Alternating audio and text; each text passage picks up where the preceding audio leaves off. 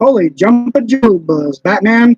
I totally forgot that I was supposed to be streaming today because I was just so preoccupied with watching other people's streams and doing some work in the shop that I completely spaced out. I have no idea where my mind went. It just like kind of went out of left field. Well, on that, I am back, people, and I'm ready to rock and roll today. So, first things first, on the menu, I have new items of show and tell. Like this giant chunk of basalt that I was working on for damn near forever now. I have no idea actually when I got this. I think I got it like when I was 18 years old, and it was way bigger. It was like that size, and I just kept hacking it down. Then I got this piece of greenstone, which I'm actually gonna be turning into a hammer soon. That's gonna be pretty fun. And then I got this one. I have no idea how well this actually can nap. I could try taking a couple flakes off of it just to see how well it naps. Personally, I have no high hopes on it really working well. I'm just like, fuck it. Yeah, that's some tough stuff. That won't nap at all.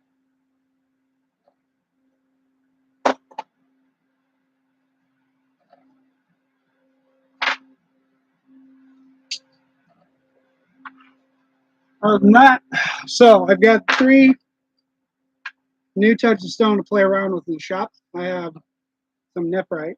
That's just a chunk of nephrite I bought at a holistic exchange. This one is a piece of black jadeite from California. It's California black. This one is a piece of, I can't even remember what the name of it was. I think it was called writing stone. It's supposed to be called Chinese writing stone. I started drawing different schematics of what I wanted it to look like, and then I just said shine it. I'm going to turn it into a little pendant so that I could actually use it as a touchstone when I'm working on my precious metals. No, that was a bad burp. Never mind. So, other than that, one of the things I'm working on now are 3D printings for my friend Nicola's birthday party. She commissioned me to do some 3D printing work just as parting favors for some of the guests that are coming. Um, Next thing is I'm actually be uploading my bee video soon, my first ever live swarm catch. So this is going to be the one where I had caught a live swarm in Winton, California. That's going to be brand new. As soon as I'm done editing it down, which hopefully I can get that done sooner or later. It just depends on when I get to it, when I'm not bored of shit doing other things. And yeah, other than that, I have really nothing more to say. I think it's just a good update on that part, and I could just keep going into whatever else I'm going to be doing tonight, today, tomorrow, whatever. Moving on. So, new PLAs that I actually just got in stock is this gold filament from Prusa. That's a nice one. It actually looks very nice too. Cost me a freaking fortune. Oh my gosh. It is incredibly expensive. I barely have enough as is. I have to buy more filament. I'll tell you what, like these companies are just extorting you for filament nowadays. Knock on wood that I could actually figure out a way to make it cheaper. If anybody actually has some good ideas, hit me up in the comments section because I definitely need some new ideas for filming. Other than that, I have Le Brocon Ender 3 that I've fixed. That's going to be a new project coming up. Fun, fun, fun. Okay, I'm done being a dork singing. I gotta get this bed leveled. So I took my ruler that also has these little leveling gauges, and I'm just putting them in the bed for the Prusa, making sure it's all nice, tidy, whitey, leveled, schmeveled, whatever you want to say. And that's gonna be pretty fun. Oh, I got a good heartburn coming in from this weird stuff that I just drank recently. Where is it?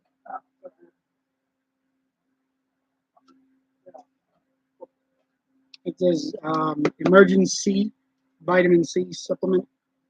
Good stuff, but gives you a lot of heartburn. I'm not a big fan of that. Or maybe because I drink like way too much of the stuff. Either or. Doesn't really matter to me anymore. I'm just gonna put this back. I got some more modeling clay. I gotta make a new sculpt. Real soon, real soon. You know what? I bet. Why not I just do one right now? It's on live. I can be sculpting and I can be talking. I can be sculpting and I can be talking. I can be sculpting and I can be talking. Okay. Come to me, clay. Come to me.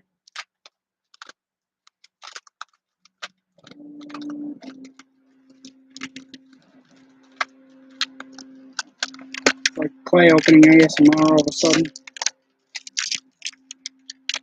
Remember when these packages actually used to be a little bit easier? Maybe it's because I'm just running low on dexterity and patience.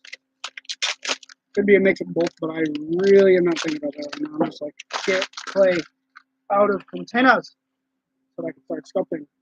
So this is what I'm working on, is just a red head attached to my old doll head stick that I got when I was in Cosmos school. Let me show you what that looks like. It is a real nice doll head stand. It's in front of my trashy desk, which is full of all of my other projects. So, got that going on. Let's start sculpting a mask for Halloween, shall we? What should I do?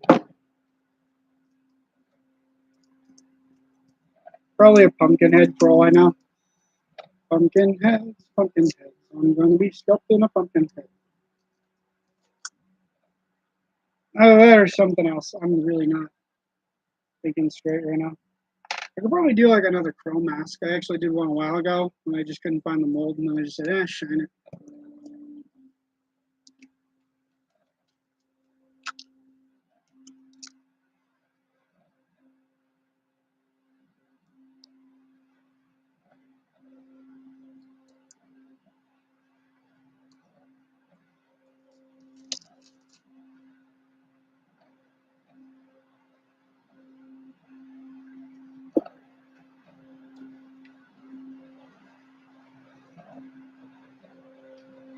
Starting off with a base of white.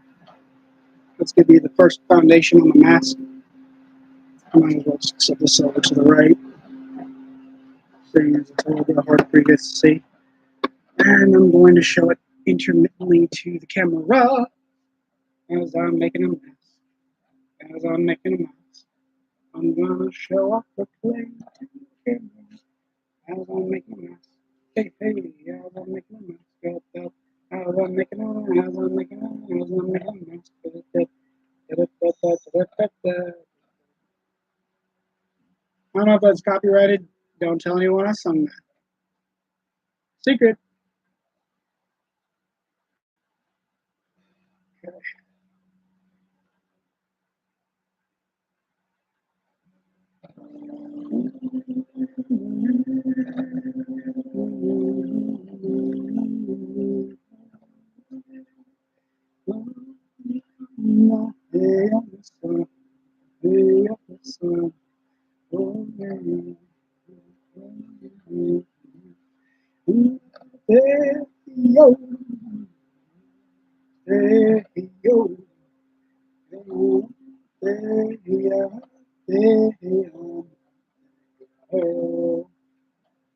All right, now what I'm doing is I'm just molding the clay to give a good idea of what the base looks like.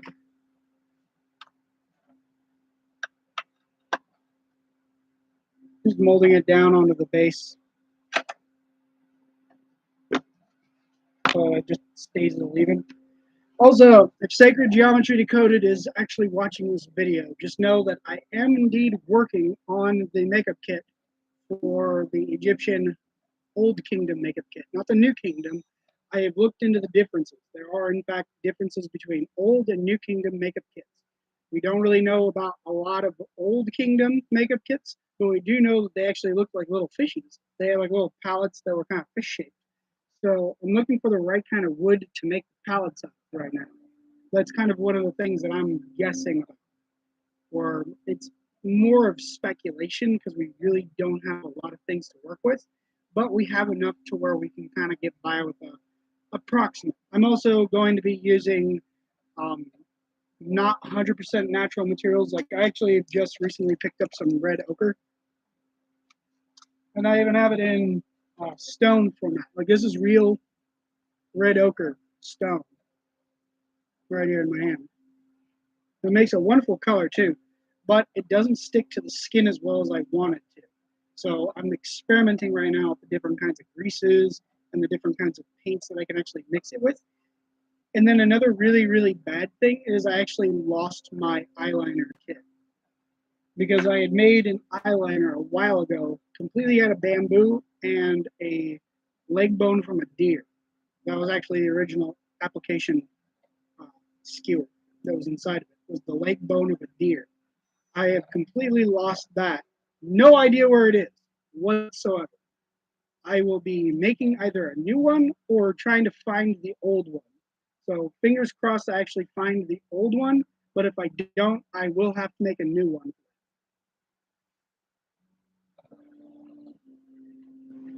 That's one of my next goals for a video coming up is the Old Kingdom makeup kit. So remember that. I have malachite, I have red ochre, but the one thing that's really, really difficult to find is coal. I am trying to find the actual authentic stone for coal eyeliner, but I am not able to find that whatsoever. That is one of the hardest things to find out of the entire kit. I have talked to people on Etsy. I've talked to people on eBay. I've talked to people all over the place about this stuff. Hell, I've even gone to the Islamic community here in Merced and I've asked them about it. Nobody can actually tell me where to find the original stone from a really reliable source. So that's the other thing that I'm really pet peeved about. Is it good to say pet peeved or just peeved? You know what? I'm not even going to worry about the grammar right now. I'm just talking about what I'm actually doing. And yes, I'm doing the finger pointy thing because that's just kind of my tick for this video in particular, or this stream in particular. I'll probably have a tick every stream, but bear with me. I'm working.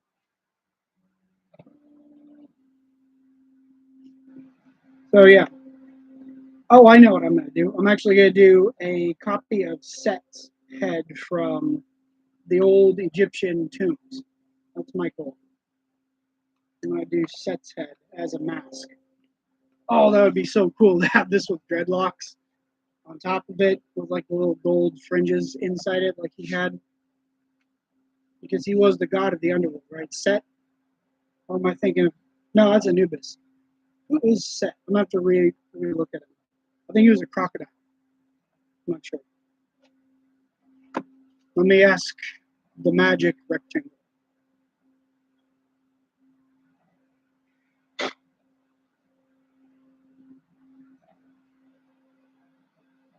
This is where the stream gets boring, so grab a snack.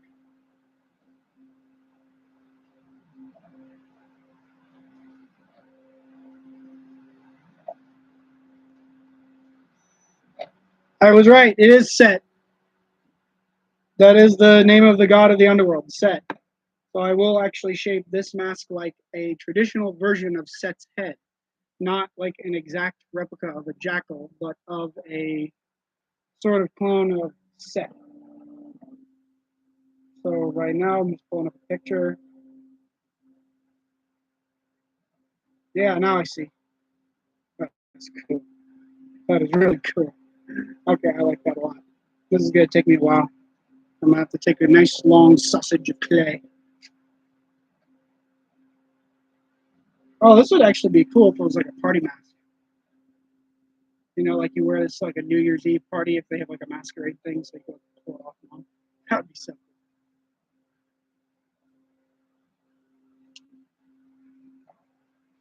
Rolling the clay between my hands.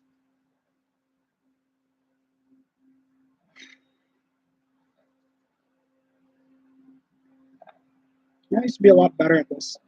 Then I stopped working out, and then it takes a lot longer now.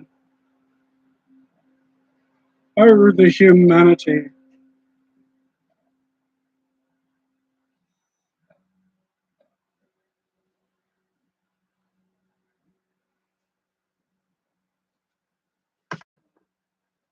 Time to shank the nose onto the scalp. Ah. Hold on.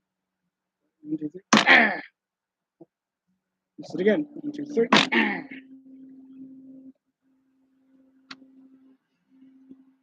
Looks like Clockwork Orange, you know?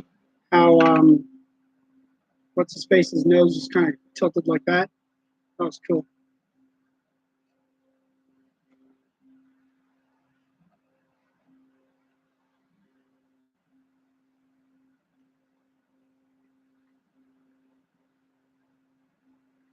I mean, to be fair, I really wasn't doing anything of real importance today, just kind of messing around on YouTube while trying to run a store. Not a very good work ethic. Working on it, believe me, working on it.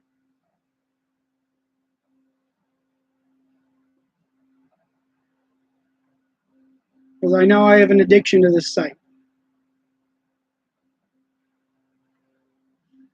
Like I am dangerously addicted to YouTube to the point where it's hurting my productivity some days. And I must quit my addiction because it interferes with just other things I do. I'm pretty sure YouTube doesn't mind it, but I kind of do because it's cutting into my life.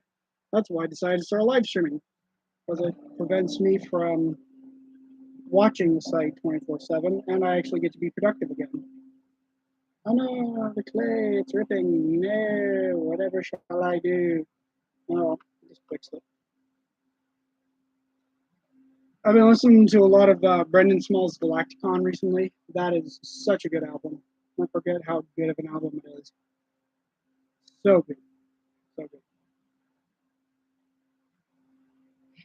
But anyway, yeah, I was talking about sourcing coal. Coal is spelled Kohl. Coal. It's a type of makeup that was used by the ancient Egyptians as eyeliner. The one thing that I'm missing out of my kit is the eyeliner portion.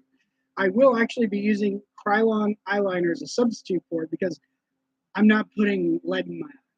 No matter what anybody says, I'm not doing that. It would look really, really cool if I did do it for a makeup demonstration, but only once. And afterwards, I might have permanent eye damage, so I'm going to say no because it's a really, really bad idea, and I don't want lead in my eyes. Simple.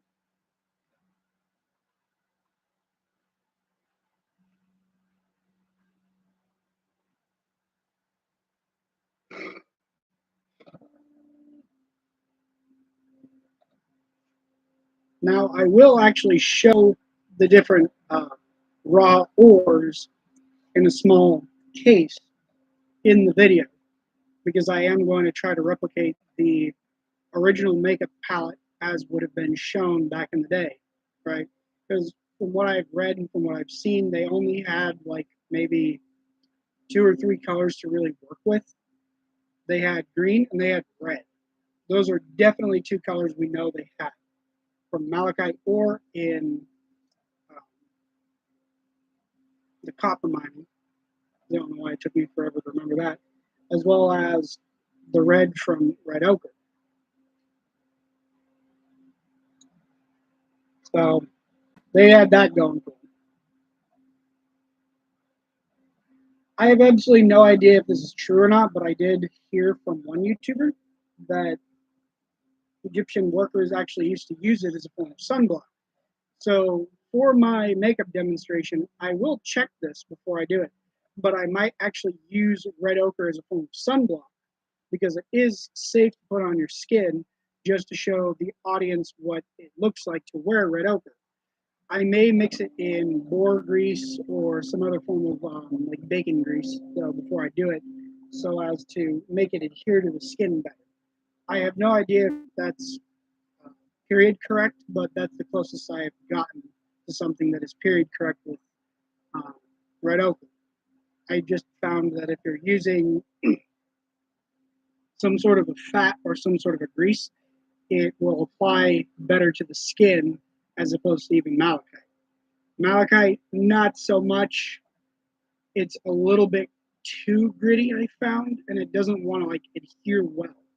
So I'm trying alternatives with malachite. Like I think if I get it down to a fine enough grain powder, it will apply well to the eyelid. But outside of that, I really don't have my hopes up with this stuff because it's very hard to work with and it's not the best to breathe in. So I'm always wearing a respirator whenever I'm working with stuff.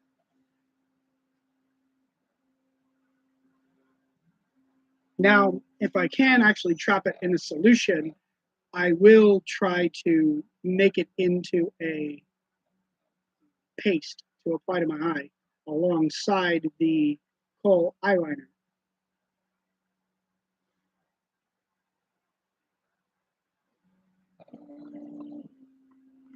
The kohl is going to be the only part of the entire makeup kit that I'm really thinking about substituting, or I've already dedicated that I'm going to substitute it, but the malachite might also be a part of it. I do want to get my hands on some of the actual material just so I can show it off, but outside of that, no, I'm not putting it on. I will do a little bit more research on malachite as well as other ores that might have been used by the ancient Egyptians, but I don't know if that'll lead anywhere. I'm trying my best. It's very difficult to find anything about cosmetics because it always leads me back to articles on things such as medicines. Like I got like one whole article on Mesopotamian medicine for some weird reason when I looked up ancient Egyptian cosmetic kits or makeup. Or I had gotten some beauty channels that were doing a rendition of the Cleopatra makeup from I think it was early 60s. I'll have to do a double check. But it was one of those makeups that's like way, way out of spec for what they would have actually looked like. Just way out of spec.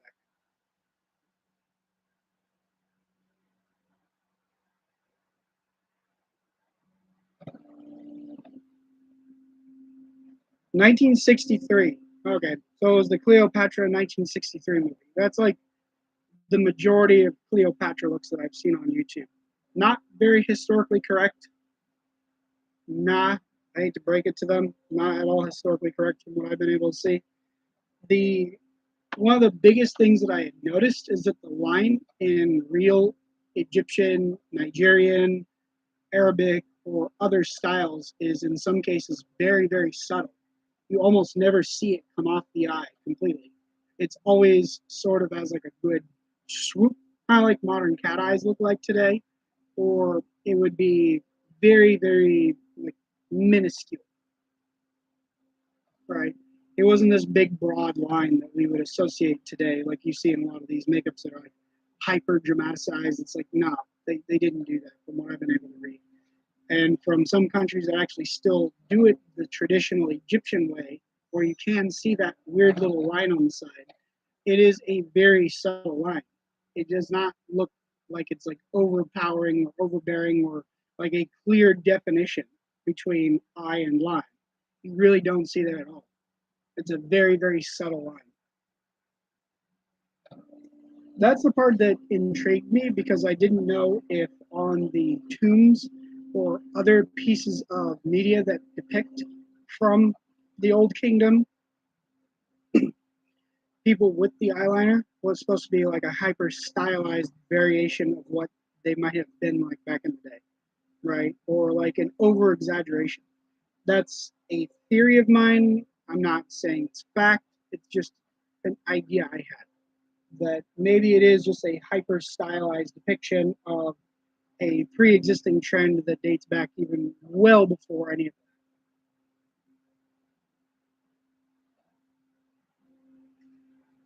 That's my best guess. Anyway. Now, I could be wrong, but who knows? It's a culture that really nobody today can comprehend because the way they lived back in those days is so, so vastly different from how we live today. You really couldn't imagine.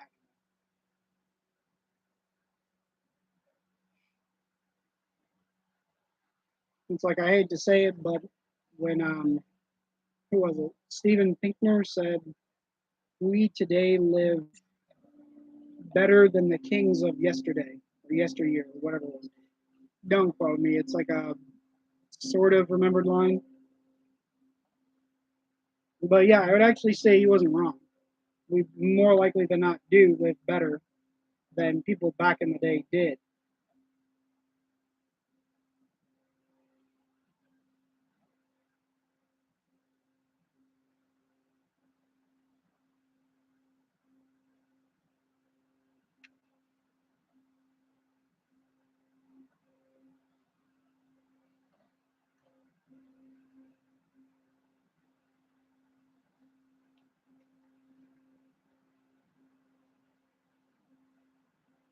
Pardon me while I get this scalpel shit.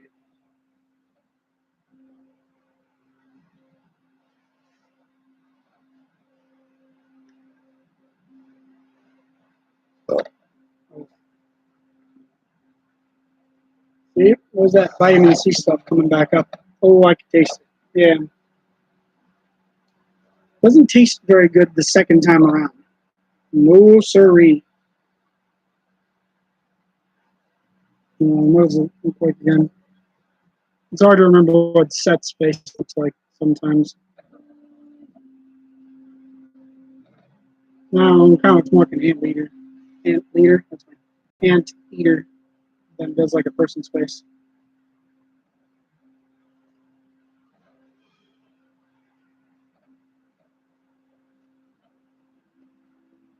Yeah, it looks like I'd have to actually add a brow line next.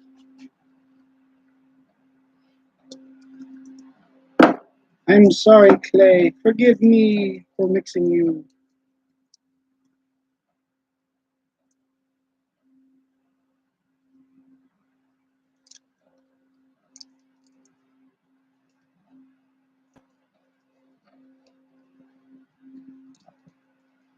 Then when it comes down to the bees, I just remembered this one right now. Whatever happened to my bees? The entire hive melted inside of my nuke. Guess I shouldn't have just left it out in the sun all day. Thought it would be fine because bees can self-regulate their temperature. So I was just like, in my infinite wisdom as a novice beekeeper, was just like, oh yeah, that's a great idea. Just leave them in the sun for hours a day while you go take care of other rooms. Yeah, good idea. And then you come back, and then it's like, oh shit, your bees are all dead, and you're like, okay. But there's actually a silver lining to this. I found 2 queen cells in my beehive, and there are still bees coming in and out, in and out, in and out of the hive, meaning that there is still hope yet that we may actually get a fully functioning beehive. Yeah, I went in like yesterday, and I saw that there was actually 2 queen cells. So my hopes are very, very high. Also, I did transport frames into a proper Langstroth hive with 10 frames instead of just 4, and that helped out tremendously because now I actually have ventilation through the hive. Beforehand, I did not have any ventilation whatsoever. And I thought, good enough, but big mistake, never will happen ever again. Promise you that. So hopefully I solved the problem. And I also put a tarp over top of the hive. So there's a big tent that's just, teetering above to add extra shade so that you have the ventilation, you have the shade, and you have the larger hive, which actually is a little bit more airy so that, it gets more air circulation and airflow. And the 2 queen cells might make for a good outcome. Will this work? No idea. But hopes are very high. I feel really, really bad for not coming to the bees' aid as soon as I could, but I was doing errands and I'm like, what else am I going to do? I feel bad about that. Really, really bad.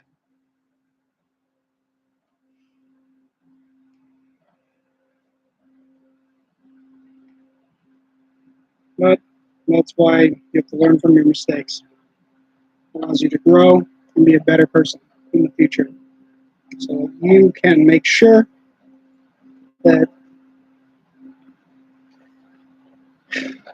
you never mess up in the same way ever again.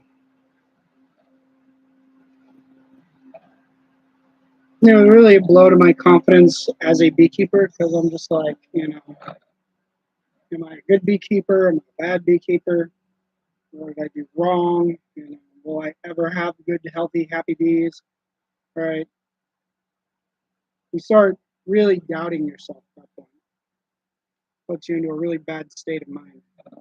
And I knew I had to get out of it as soon as possible.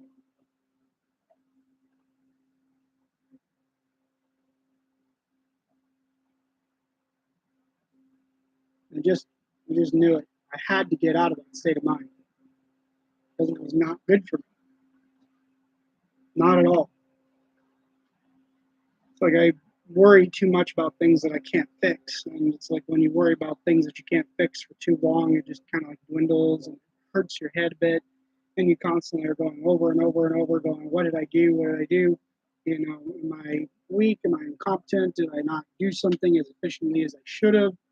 And then those start to really like play in your head and kind of make you go a little insane over like what you could have done better to protect your insects, your animals, whatever. So after a while, I just had to tell myself, Zane, stop. What's done is done. You just have to be a better keeper from now on. And you just have to like, roll with the punches and just move on. I know it sounds callous. I know it sounds crass. And I know it doesn't sound like an ethical decision or whatever.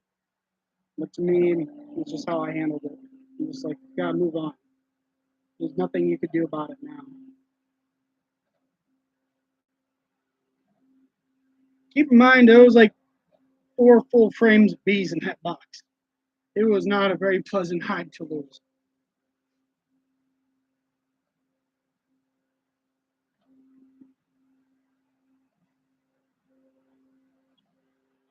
Mm. Oh yeah, I could probably have it here. Or better yet, I could just move this up.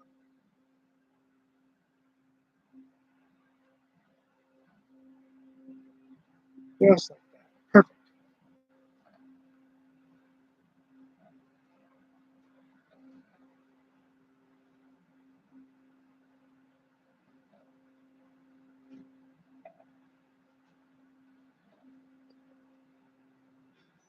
But yeah, it definitely was a hive that hurt to lose. I was like having a lot of grievance for it. You know, I was really angry over losing that hive.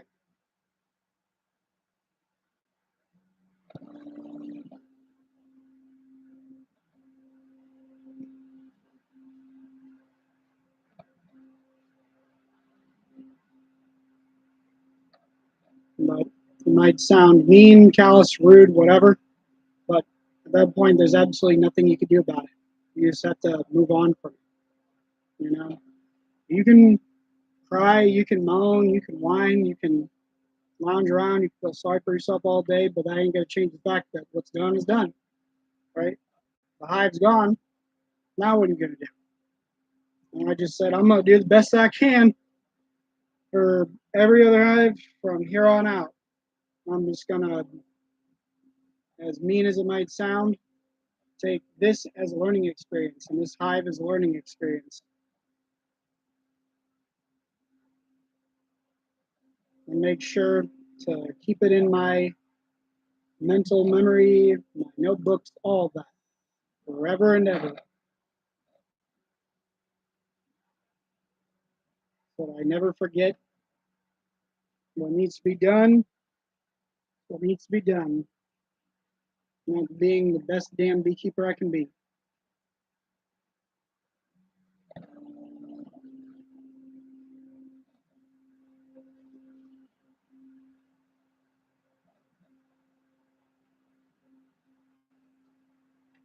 So my takeaway from this is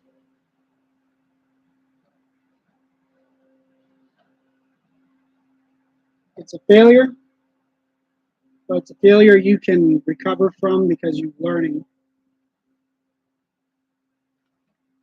And as long as you admit to your failures, that's really all that matters in the long term, is the fact that you're able to admit to them.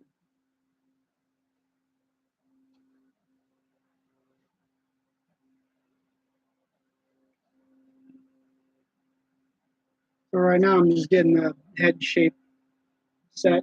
I've got the nose, I've got the brow line for the eyes. I might have to actually bump this part up a bit, and then I got the lower jaw right here, so I can just go, ah, power, power to the lower jaw, power to the lower jaw. Lower jaw, lower jaw. And yes, I know it's a really, really thin bust right now, but give me a break. I'm working on it.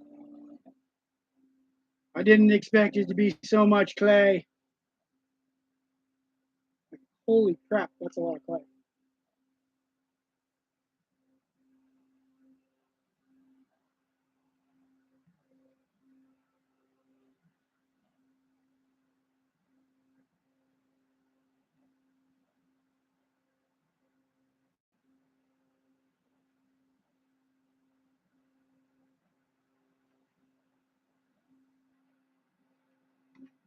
My mask right now, I actually wanted to go off of an image like this, where he's got kind of more of an anteater bill. And you can kind of see that profile now, right?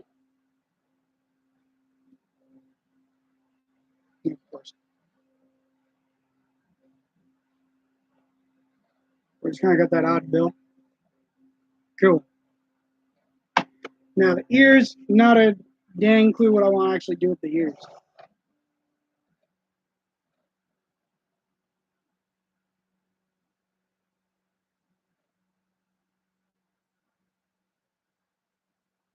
Yes,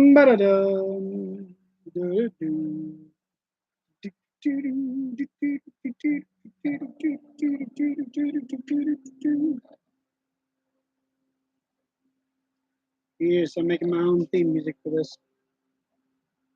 But this is some Mission Impossible level shit.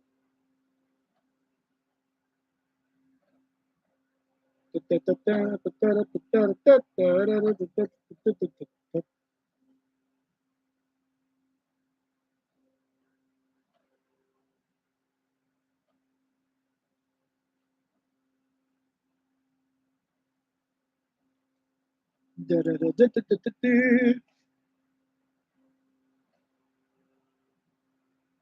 know, when I get home tonight, I'm watching Land of the Lost. Why? Because Will Ferrell's hilarious in that movie.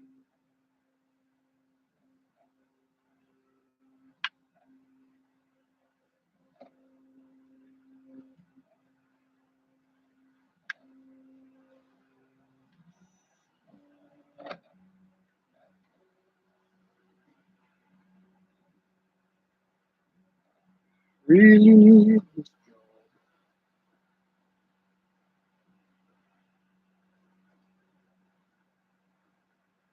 I bet you that chunk of meat would fall right off the bone.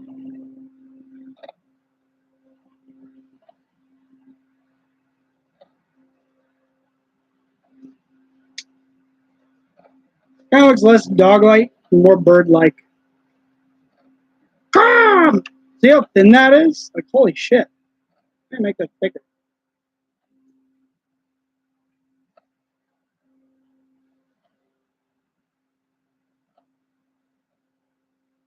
Or at least wider.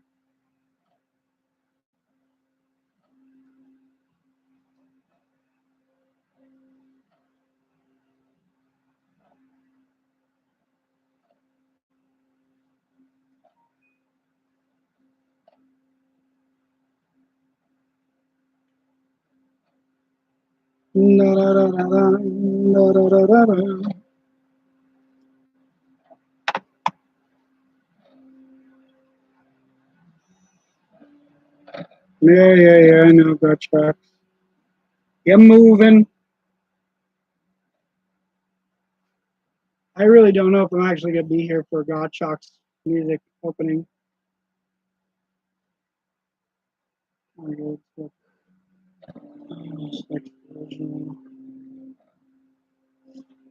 you see how it's kind of got that upturned nose. It kind of looks like in the original. The nose is down a bit. Oh, like that. So now it kind of has that dog-like profile that I was hoping for. See, looks more canid, less bird.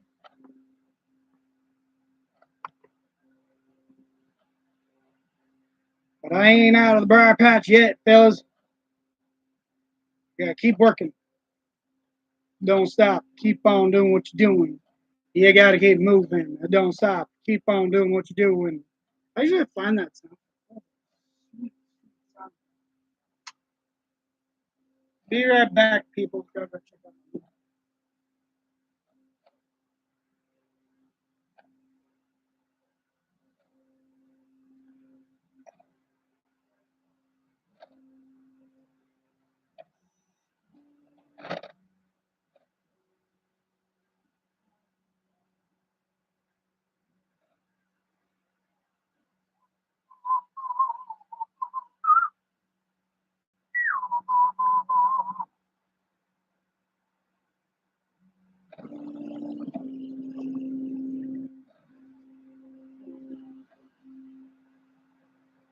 Huh, I remember what I called my CDs.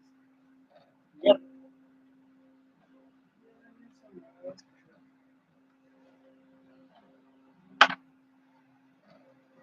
Chips. Chips are good meat, but sweet chips, CD chips, salt chips. Yeah, I don't even know what type of chips. Oh, gotta keep working on the sculpt. I'll turn on some music though.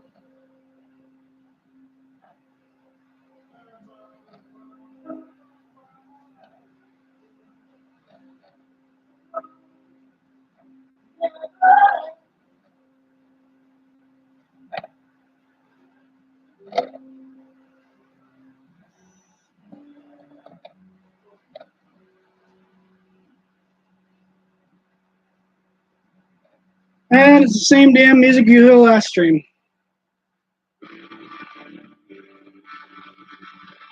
And the stream before that.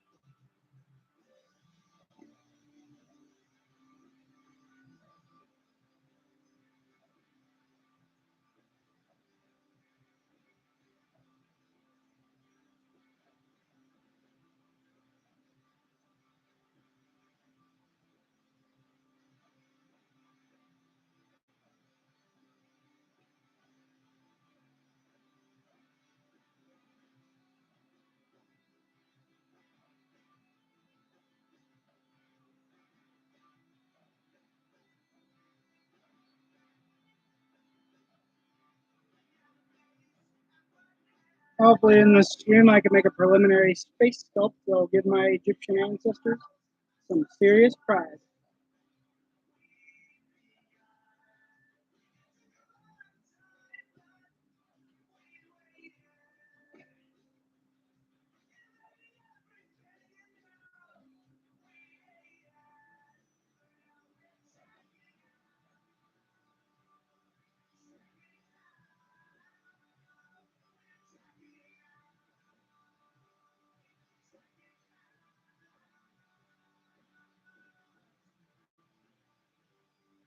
And this way.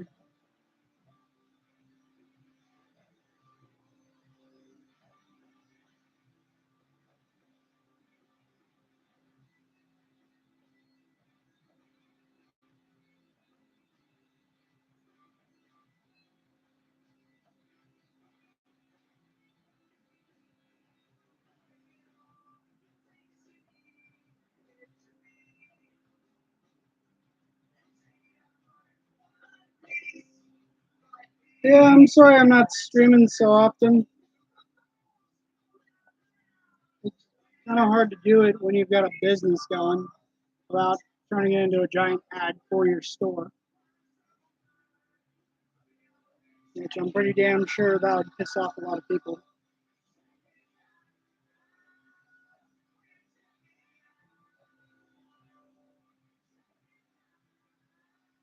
So you're already bombarded with enough ads on YouTube day by day. So I'm going to give you another one. I want to give my viewers some quality content.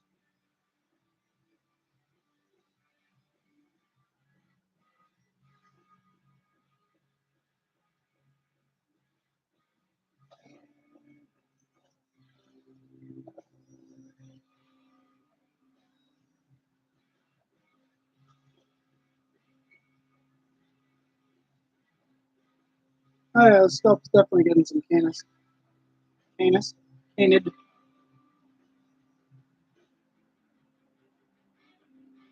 A really slender snout dog. Dog really got a Slender Stout. All right.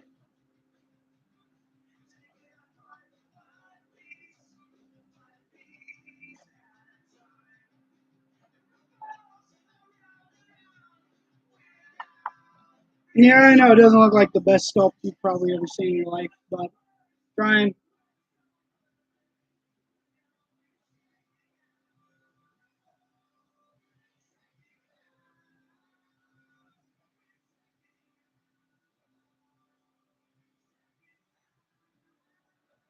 We're checking.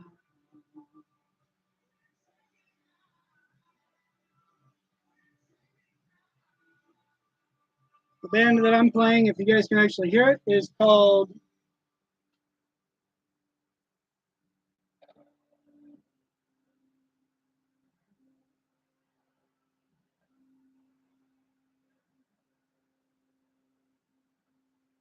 Derivia. That's what their album looks like. They make some really good music.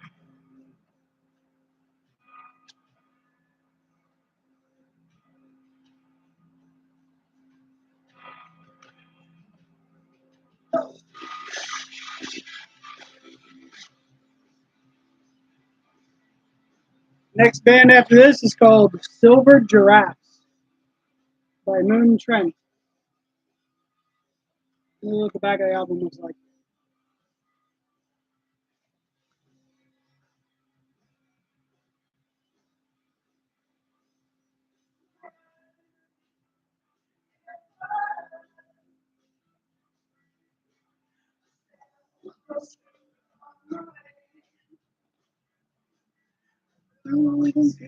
Body you from there to dip away.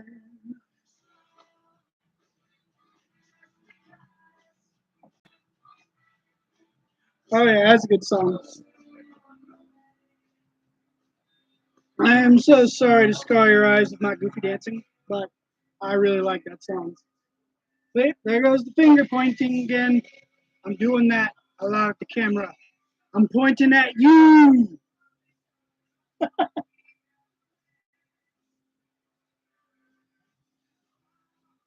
I'm pointing my finger at you. Yeah. How do you like them apples? Pointing my finger at you. Pointing my finger at you. What you gonna do about it? You're gonna do nothing. Because you're a camera. I'm a man. Pointing my finger at you. Oh man. There's a bit of a overload of dumb. You know, I don't care. I fucking love it.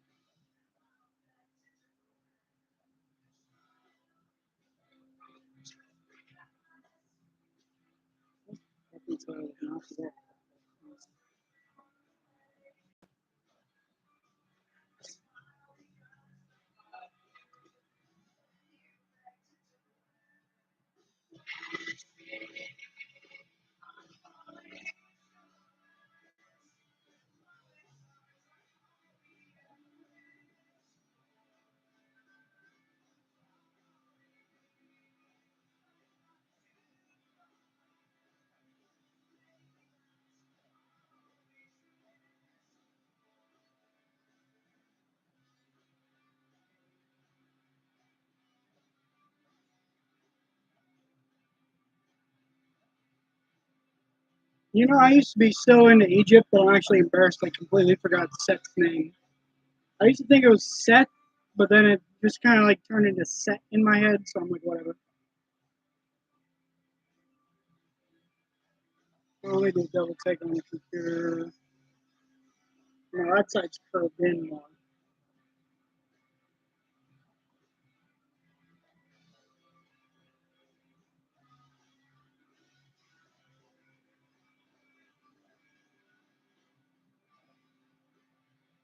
To me, it's no fun if I try to make it hyper realistic because, like, what's the point? Only a billion other people have done it hyper realistic before. And plus, I actually find a lot more joy in trying to like reproduce what the old timers did way back in the day. Because I actually prefer their stuff over like the more hardcore, like really real stuff. Because it just looks cooler in my mind. and it has a little bit more style and substance to it than just like, oh, I make dog statue harder, right? Like, don't get me wrong, modern art does have its place for pretentious kind of critics to judge and say like, oh, that's evil or bad or whatever. But at the same time, it's like all art is subjective, and to simply say like one type of art is inferior to another simply because of X grounds over Y, it tells me that you don't really appreciate that particular form of art, but you appreciate another type of art. It doesn't make you an inferior art critic by any stretch of the imagination. It just means you have a different taste or a different style. And so you need to understand and comprehend that. Your tastes are not the same as my tastes, are not the same as somebody who, I don't know, likes My Chemical Romance. I'm not a big fan of the band, but I do respect the artists because they just seem kind of cool. So I saw like one video of them freaking out on some asshole who was giving them shit and trying to fight them. That was pretty cool, in my opinion. They earned some respect in my mind for that.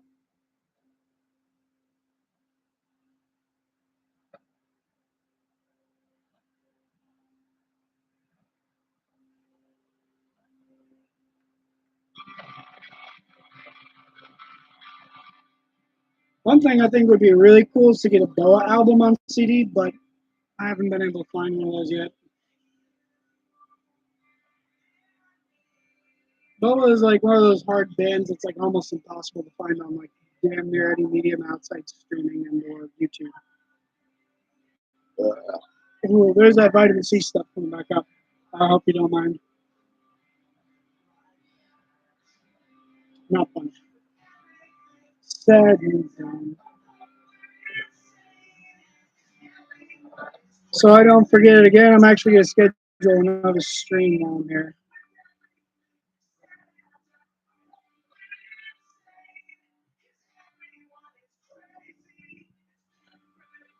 Okay, done. Schedule another one.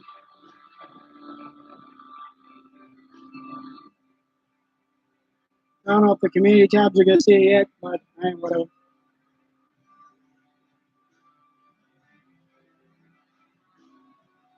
Nah, the people who probably view me are probably like, oh, that guy sucks. He eradicated the beehive.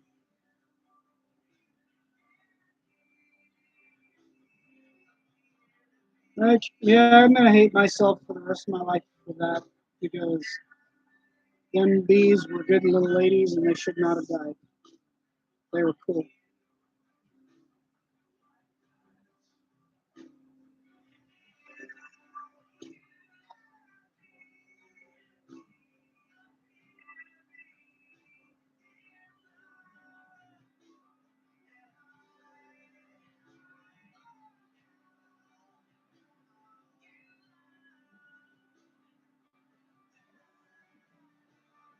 You know, it's funny. I actually got a couple of other weird albums that I wanted to play for a while, but I just didn't know when is an appropriate time to play them, right? Like it's like one of the big things for me. Like, well, actually, yeah, definitely starting to look more canted. A little bit wonky on the nose area, but I'll fix it later. For now, I'm just trying to get the initial shape in.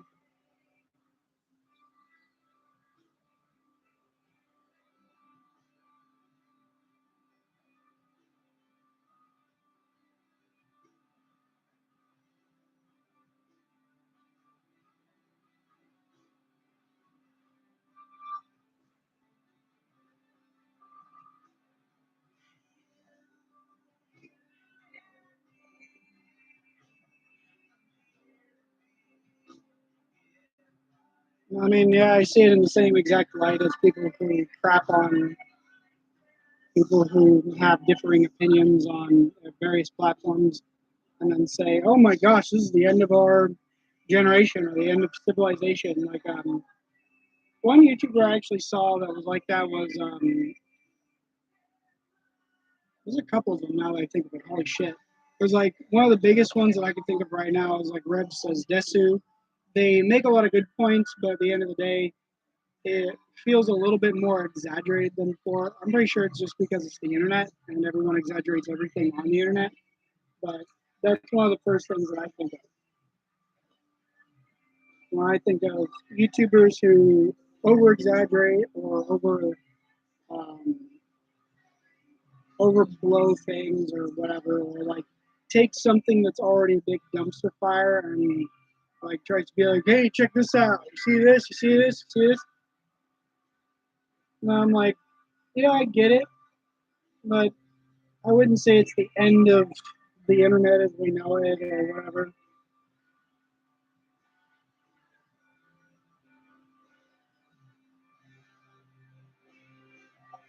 Don't get me wrong. I know it's like the internet and everyone likes to over exaggerate everything. I mean, shit, the Canadian prepper's been doing it for fuck who knows how long.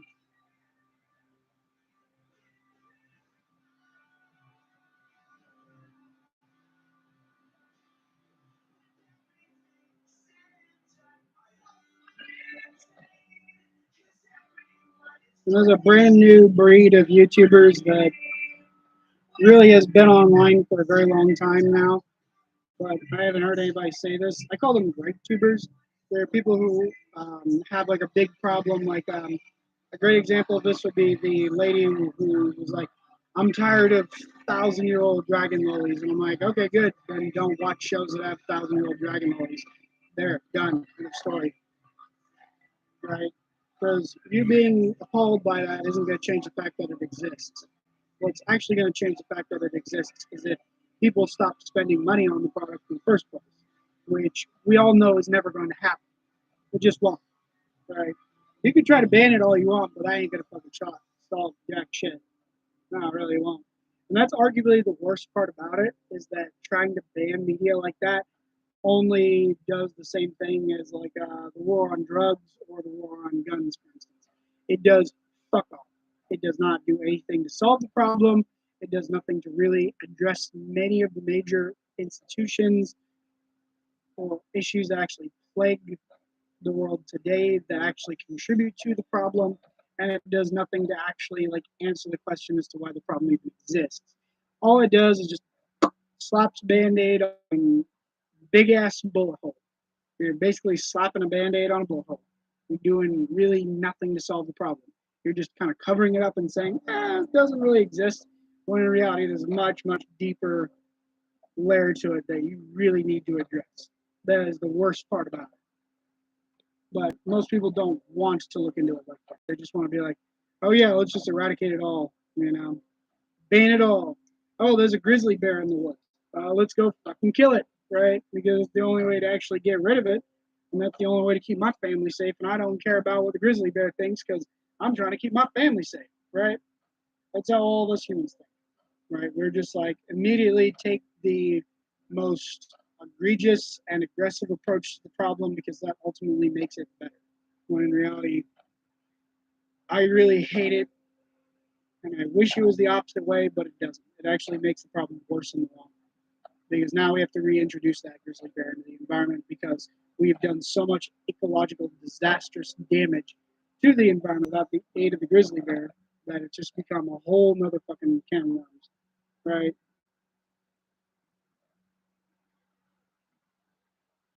And this isn't even just for the whole things like that. This is for damn near any societal ill. Simply banning it doesn't make it go away or doesn't make it any better or worse. Like people who are trying to take a literal crap on others, or not literal, that is actually bad grammar on my part, that are trying to take a metaphorical crap on others, like let's say the absolute fucking imbeciles who are trying to ban people from wanting to be who they are and actually transition, right? Like these are women who want to transition, but you got some asshat in politics who just like the whole, D&D is Satan or rock and roll's the devil's music or let's ban all weed and marijuana and all that shit. It's just a big blown out proportion bullshit rhetoric where they think that, I is so smart, I ban things. It makes problem disappear forever, right? When in reality, no, it doesn't. I'm not saying that being transgender is a problem. I'm just saying this is how the politicians think. This is how the people who are in power right now think. this is their mindset, this is their logic. Someone might take that out of context and be like, oh, you hate so and so. I don't. I'm just saying this is how people think. Okay? And it sucks. Believe me, I will not be the last to say it, but it fucking sucks.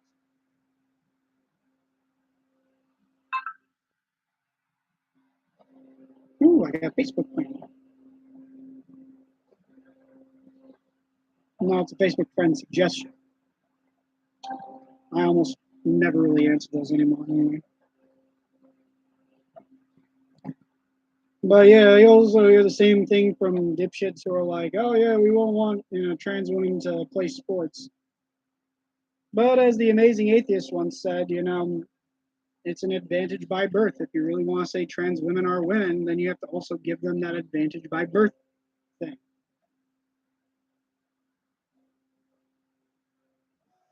Right? It's not like we're gonna ban tall women from playing basketball anytime soon. Nah. Like Larry Bird, he was pretty short, but he was a freaking dynamo on the basketball court. So it's obviously not, a genetic thing that makes you better. It's a physical skill thing. But everyone's gonna be like, yeah, Larry Bird was a man, but he's a really short fucking man, that's for sure. For someone in the field of basketball, he was at an extreme disadvantage. But you know what? He still won. He still beat the shit out of a lot of teams. Why? Because he was a better player. Okay, that's why they call it sports, people. It's not necessarily about genetics, it's about who is the better player. I don't know why people are so concerned with the genetics of your team. I don't care. I don't care if trans man, trans woman, right, trans athletes, whatever. As long as my team is going to be able to compete and do better than the other teams in the league, then yeah,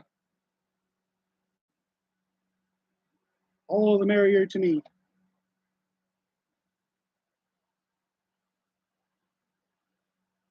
And yeah, I know some of my opinions are weird, and some people's minds a little bit gnarly. But at the end of the day, it's just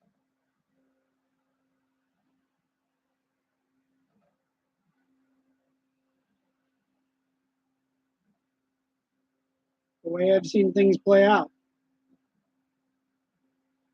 History does not repeat itself, but boy, does it rhyme.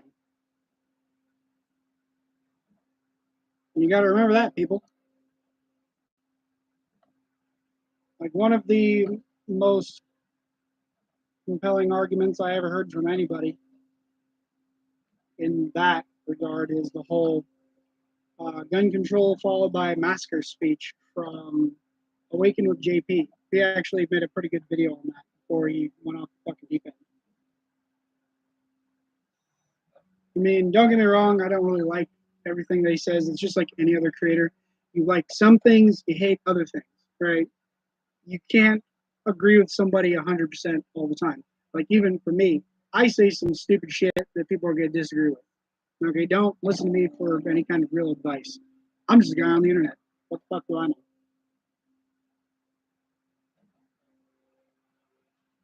All right. Like, if you really want to talk about some things, talk to actual professors in college and all that shit. Not me, because what do I fucking know? Kind of like I was watching a video a while ago by I can't remember his name, Andrew something. Either way, he's a solar punk guy. He really likes solar punk, and I'm kind of on his side with the whole solar punk movement. I'm like, yeah, I'd love to see it. Green revolution and all that, where we actually are able to reclaim the environment and make it, beautiful and actually habitable again, right? But there was one video that I watched from him that I was just like, okay, this is a little much. This is ridiculous. And that was the video where he said that essentially trade and barter is a myth, which I can attest to you is total bullshit. Trade and barter is not a myth. It is 100% correct. And I even have my own anecdotal experience with trade and barter. Throughout my whole life, I have done trades and barters, right? Like I've actually traded pots of honey for eggs. I have traded um,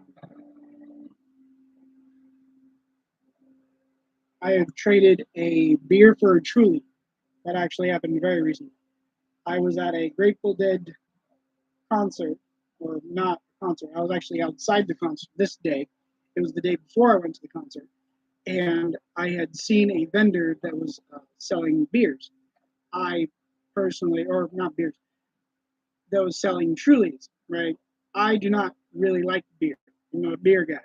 I would rather have a Truly over a beer. So what I did is I went up to her and I said, "Hey, I got this beer. Could I trade you this beer for your Truly?" And then she said, "Yeah." And then she immediately sold that beer after I traded her the beer that was unopened. I was like, "Score! I got Truly for a beer." To some people, they might say that was a pretty fair trade. To other people, they might say it was a lousy trade. To other people, they might be like, all over the place. But to me, I was like, score, trade, right? And I didn't even actively seek it out. It just happened, right? And another thing about it is historians back in the day liked to be very quaint with their language, and they liked to be very humble sounding with their language. And they really, if you want to go by the concepts that a lot of historians aren't very inaccurate, this is actually a perfect example of historical inaccuracy from the point or the perspective of the guy who's doing the initial interviewing process. Because you see, they like to use really colorful language to describe how early cultures would work.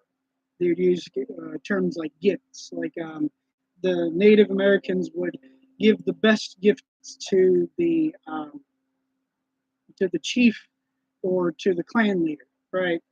When in reality, this was more of a ceremony to display wealth, pay taxes, and by your position within the tribe or social standing, right?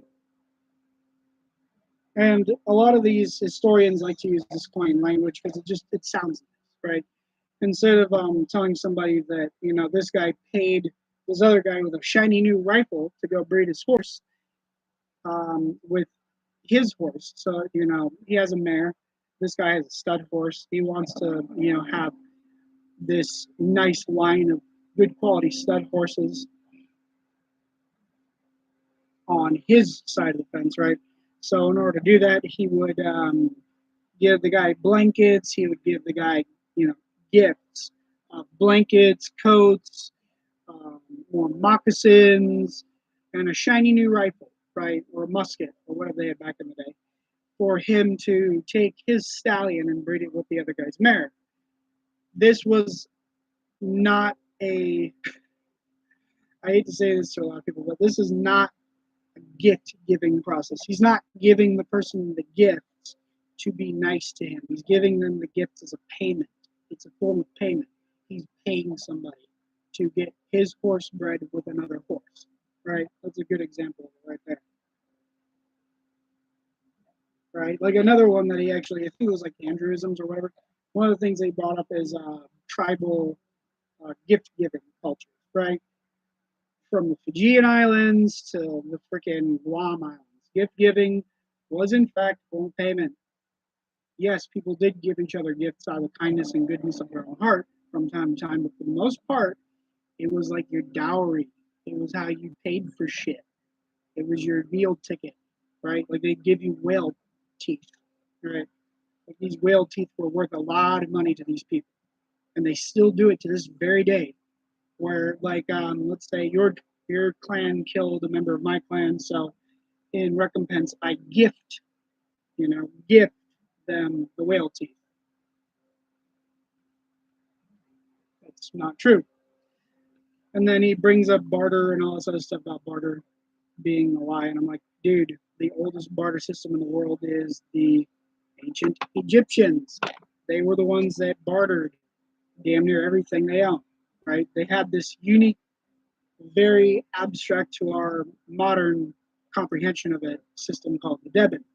The Deben was not a coin or a form of fixed value as much as it was a weight. You pay for things in the weight of the item. This is where you get terms like worth your salt, or worth your weight in gold, right? It's like this is where those terms come from, because it comes from like the old Devon system or old Greek translations from Egypt and other places like that. Now, I could be wrong about a lot of that stuff. Yet again, guy on the internet, I'm not a professional historian. But yeah, they would pay for things in the Devon system. We know this for a fact. We know for a fact that many tribal cultures had trade and barter as well, where arrows were a standardized form of currency, where otter skins were a standardized form of currency, where buffalo robes were a standardized form of currency, etc., etc. Hell, even tribes throughout the U.S. would actually set up arrow making factories with assembly line like structures where they would produce these as a job, not for the benefit of the whole tribe, but as a means of making money for the tribe. Does that make any sense? Because they wouldn't just trade within their tribe, they traded with everybody from all across the world. By that, I mean from all across the U.S., because a pretty small place back then for these people. They didn't have like the same amount of interconnectedness or the same amount of lived experiences that we do today. They were a very, very different group of people than we are today, and we could never comprehend what their daily lives were. We could try, and we could come up with some fair assessments, but for the most part, I will guarantee right now, you do not want to live in the Stone Age. You do not want to live in any other age than is today, for the most part, because I tell you, things back in time, oh, they were the worst you could ever imagine. Like, oh my gosh.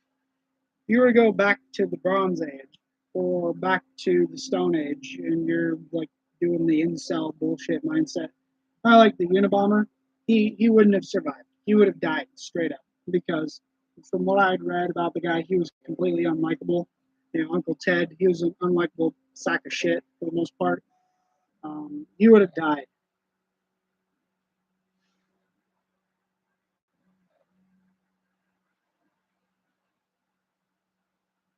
Because he really wasn't very social.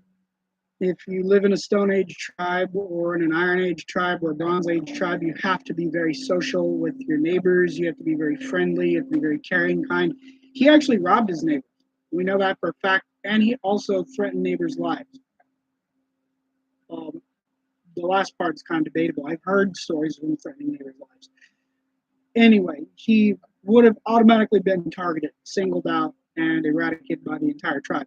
They would have done what's called pincushioning to him, which is essentially what it sounds like. So, you see this pincushion? How it's got all these needles in it? Imagine these are arrows and they're sticking out of your body. That is essentially what would have happened to him back in the day if he had exhibited all the same bad behaviors that he exhibited in our time period. Back then, it wasn't fair.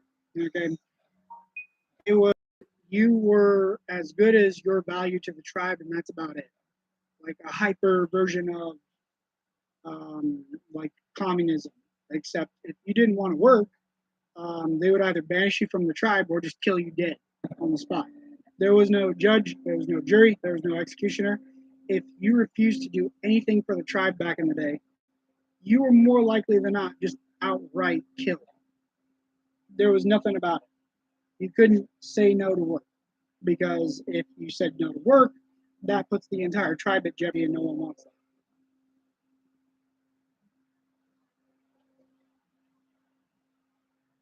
Like if you listen to some of the stories about the Australian Aborigines when they heard about this concept called having days off, they thought it was strange. They were like, "What the fuck are you talking about?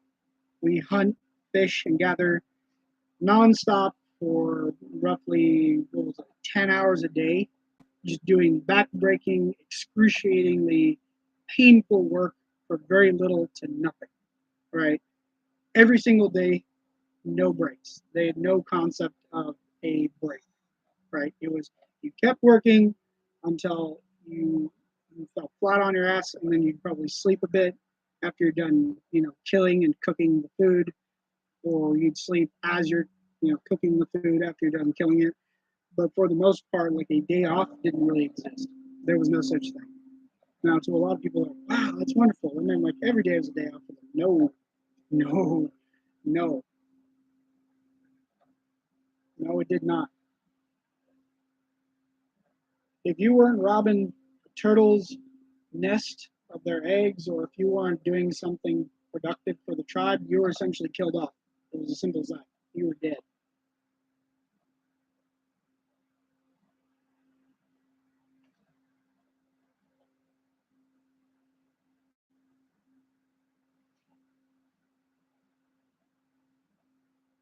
And then a lot of like these incel BS mofos who are like, oh, I would love to go back because then I can, get laid or whatever, right? You probably hear something akin to that.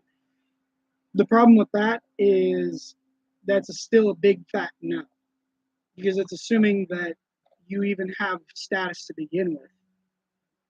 Because in a lot of tribal societies and communities, you had to earn that shit. It wasn't just something that was naturally bestowed upon you just for being a man. A lot of the time, you had to like win fights. You had to be able to kill a specific animal, win fights, and the worst of the worst, depending upon the culture, tribe, tradition, etc., is you'd have to go through a grueling process of initiation. This goes all the way from genital mutilation to having hooks shoved in your chest. Like I could actually pull a picture. George Catlin, when he was alive, actually documented something very similar to this.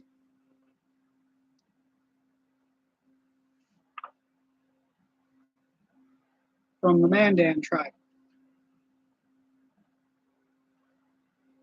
Yep, here we go. Mysterious Mandans. Sahiba, the white eyebrows, and then the mint, the Sahoka.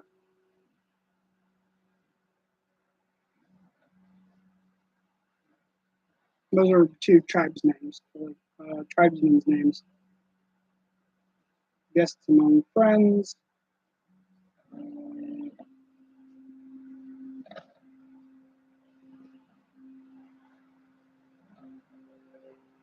The dance of the medicine man, preparing for the ceremony. Oh, here it is. So this right here is a Mandan initiation ritual.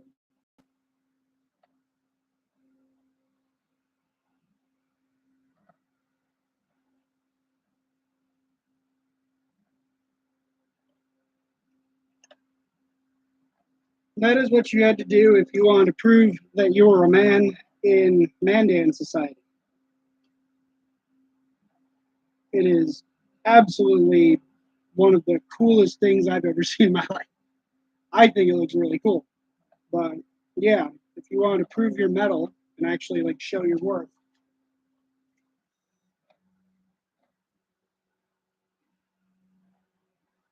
like that's how people had to do it back in the day. So how many of you now, after like learning all of this information, oh yeah, not to mention that you're more likely than not, most of your diet will be, shit you dig out of the ground or squirrels and rats and shit like that. But yeah, after hearing all of that, how many of you actually want to live that life now, knowing like all this information?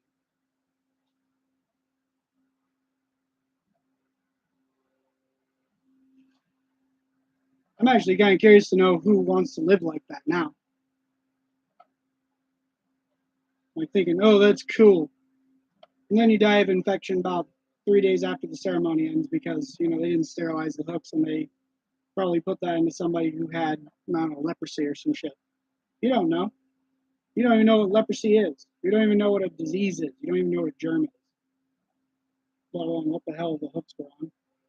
Hell, the white man could have gone through the village the other day and laced all your hooks with smallpox. You don't know. That's even more terrifying to think about. And that's a whole other can of worms that I'm not going into right now. but it's a very, very, very complicated piece of history. A lot of caveats, twists, turns, and a lot of jargon that you'd have to learn. Hell, I don't even know half of it. I just know like a few words here and there of some like the old jargon.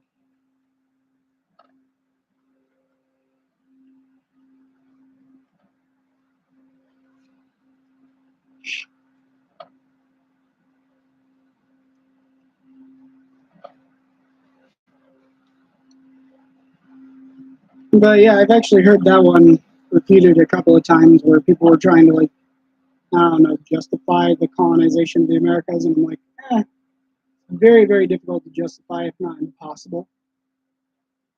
I would actually lean on the idea that it's impossible, and to a degree, it was completely unnecessary and worthless. Because I mean, they didn't really do anything productive, and they lost all their colonies. So it's like, why bother even colonizing the Americas in the first place? You lost all your colonies, right? They lost you power, and you gave up after a while. So you destroyed whole cultures, people, completely annihilated them, completely desecrated sacred grounds, completely desecrated all the natural resources in an area, dried up whole sections, made them artificial deserts for what? Nothing.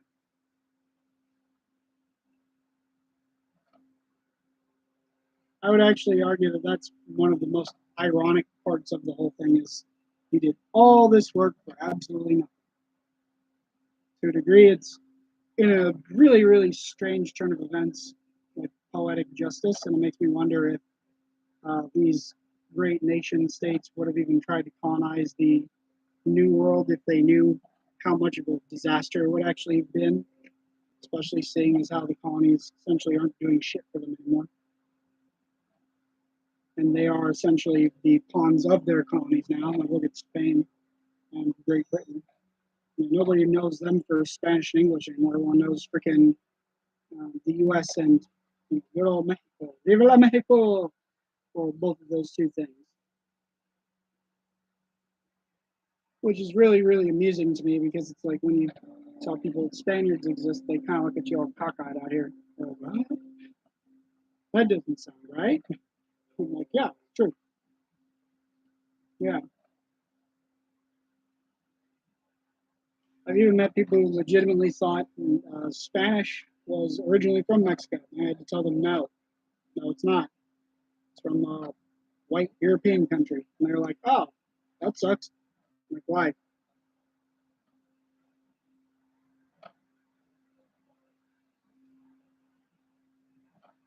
There again, that's something I'll never comprehend. Why us Americans and my family is, or just people in general over in Mexico, are so proud of that odd fact. Instead of like trying to create a brand new language, it's more Amero-centric. Does that make any sense?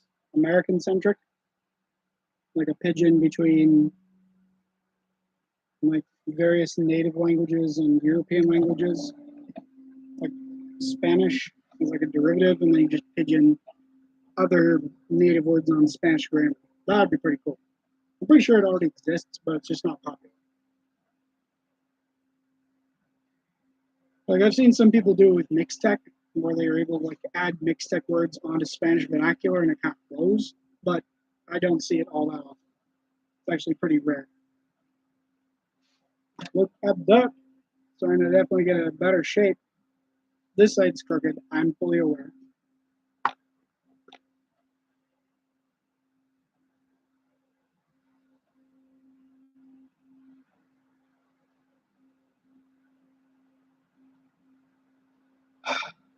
And I know I'm most likely not getting this done today. I gotta go change the music. It's boring.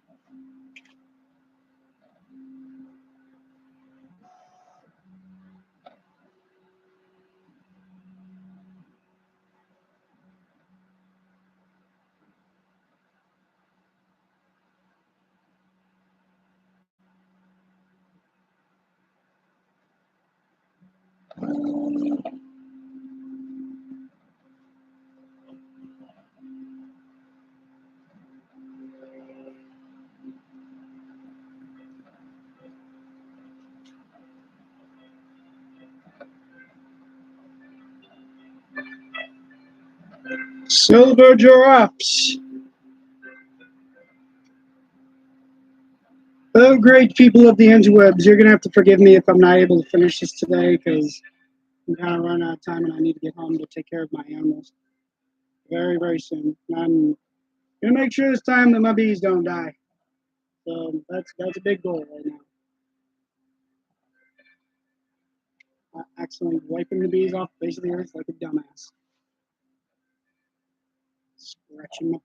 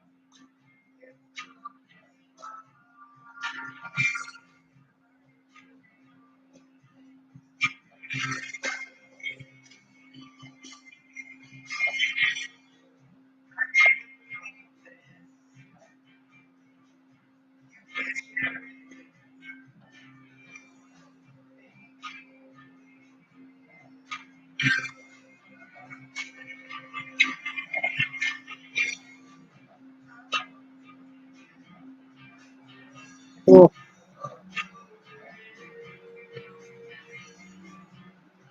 Now, you know, someone out there on the internet is already waiting to get you canceled. I don't know why they call it cancel culture personally. That doesn't make any sense to me. I just call it excommunication.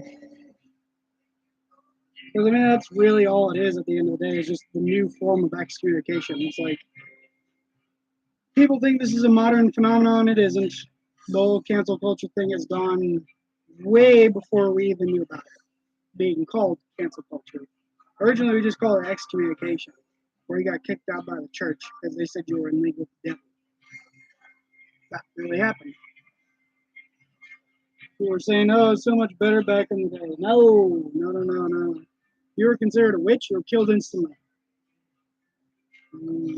Sometimes there was a judge, jury, and trial, but for the most part, no. You can get an angry mob of people at your doorstep tomorrow, and they'll burn your house down just because they think you're a witch. Oh yeah, that actually happened to people. And then later, turned out, hey, they were completely innocent. And they were just like, thought, well, don't tell anyone because we don't want to look like the bad guys. And so there are potentially like hundreds of people out there who have died like that, thousands even, and nobody knows. Nobody knows who the fuck they were because they're probably buried in a shallow, unmarked grave somewhere.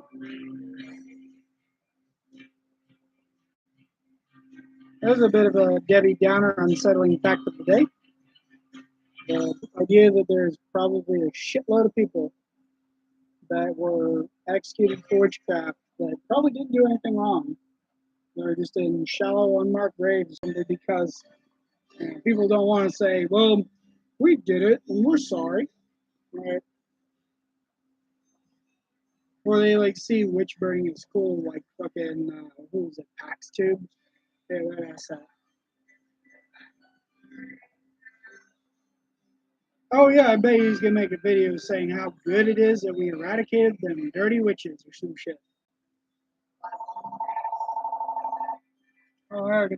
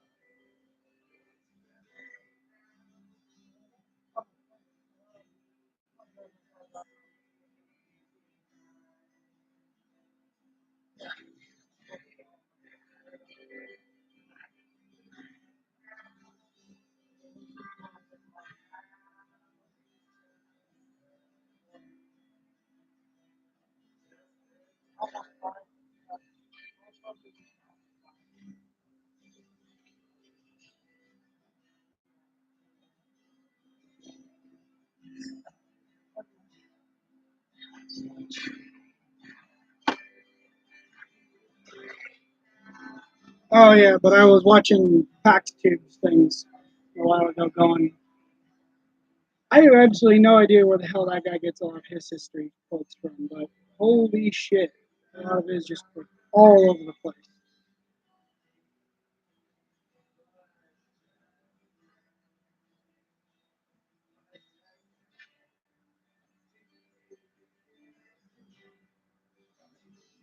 Like, first the dude made a video on arguably one of the most horrendous and pointless wars in history and said how great it was. And then he made another video about how one of the worst events to happen in Spanish history was totally cool. I'm amazed he doesn't make a video on why the Holocaust was great or some shit. You know what? I really wouldn't put that past the guy.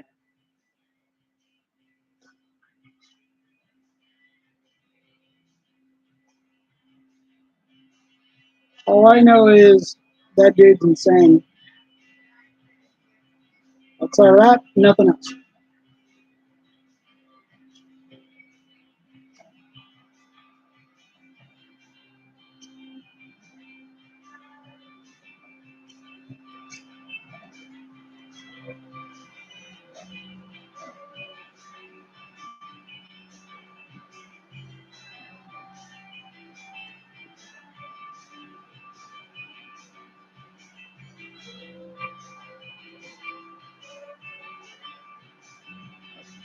I think I might look up gingerbread house tutorials because I really want to make one. Like one that looks like, I don't know, Star Trek Enterprise or something. Or like chicken, like a giant chicken made of gingerbread. I know it sounds like a ridiculous idea, but I think it'd be really cool. There goes the finger. I'm pointing it. Pointing.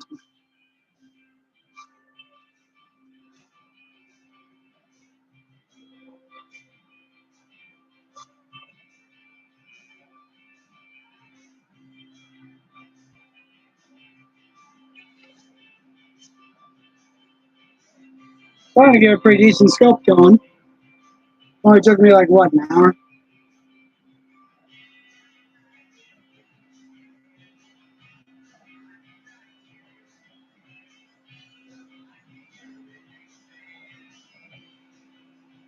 That reminds me of the Grateful Dead concert.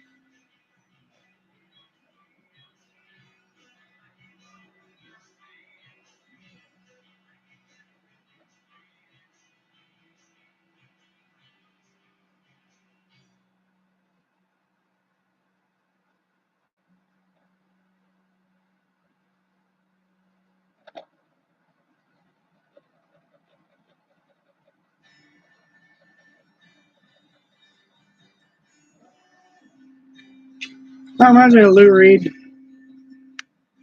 That's like the first thing I think of when I hear this guy's style. I was like, huh, reminds me of Lou Reed.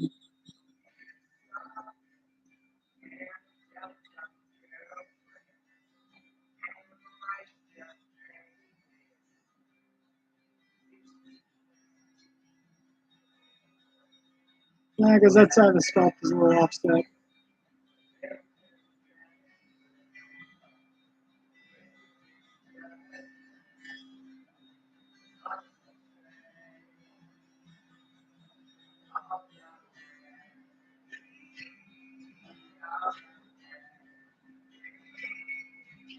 You guys hear the Lou Reed? Because I sure shit do.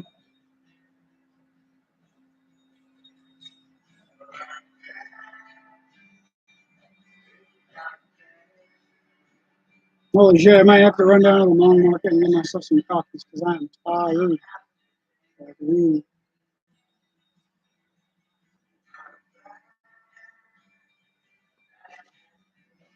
We had some more white clay top here just to add some more volume to the side of the head sculpt.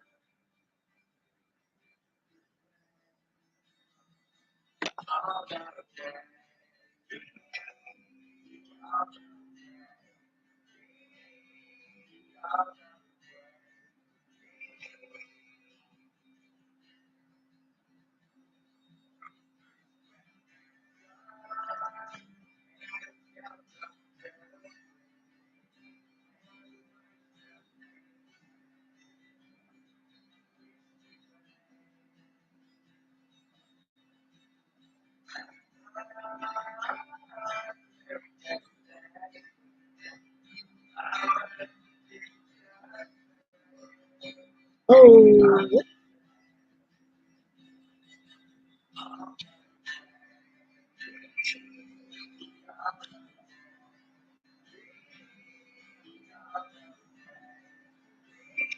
now if you ever want to see me do this in person, I am on 222 West Main, Merced, California, in sunny California.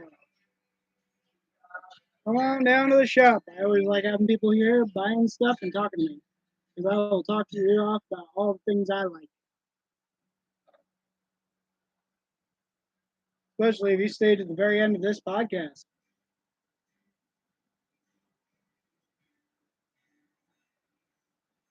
Ooh,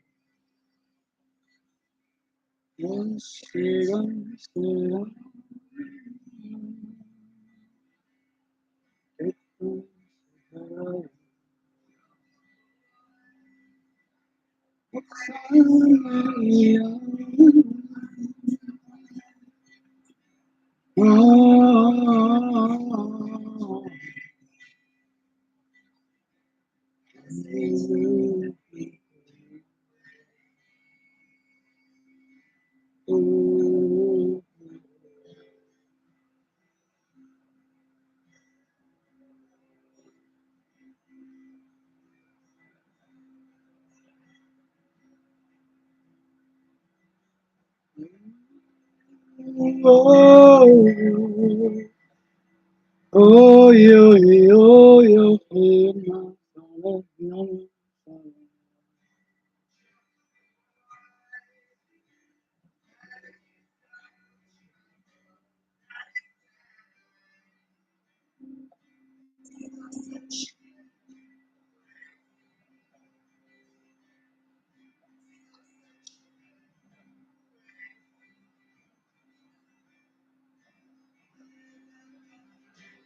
oh, oh, oh. Oh, oh, oh, Anya, Anya, Anya, Tunisianse.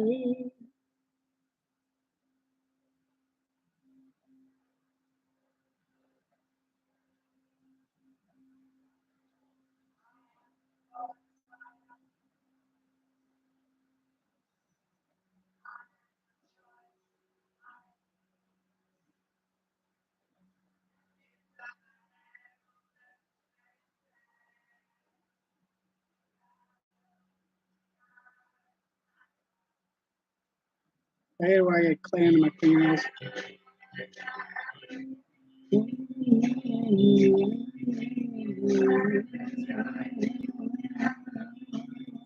One, two, three, go.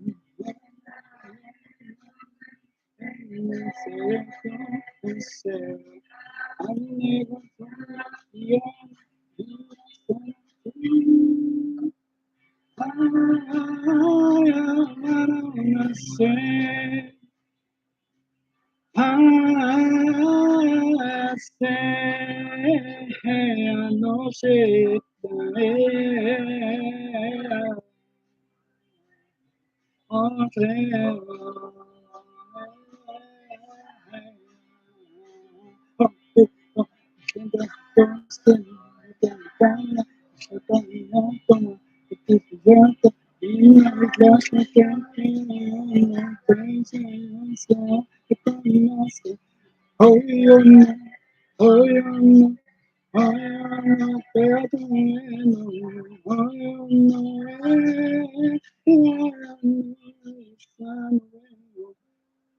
oh,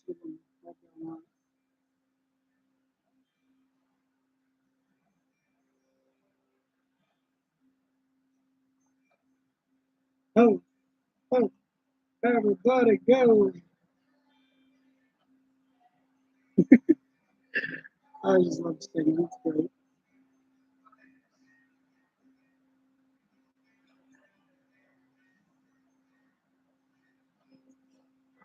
So I thought, why not practice a little bit of ambidextrous sculpting?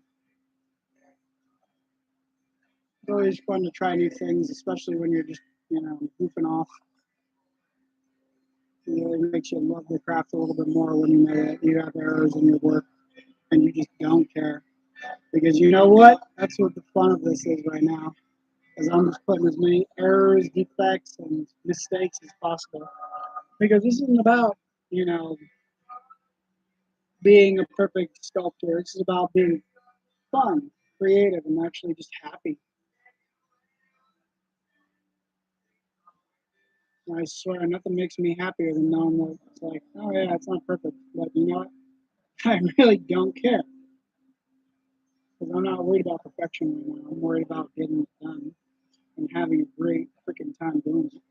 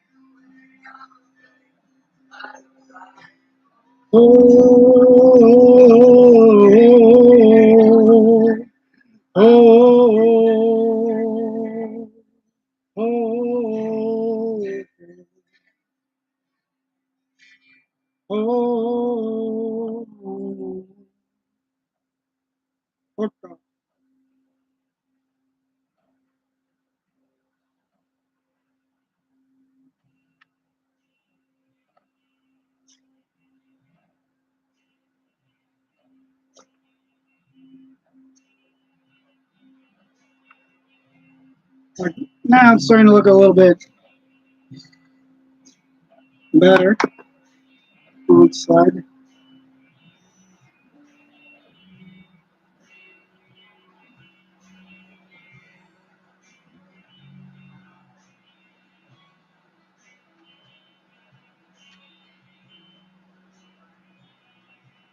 I remember some of the first times I ever started sculpting was just with random silly putty in kindergarten. I would do it for hours. That was the only real thing that kept my brain occupied. Everything else was just kind of dead noise to me. Or not dead noise, white noise. What's the word I'm looking for?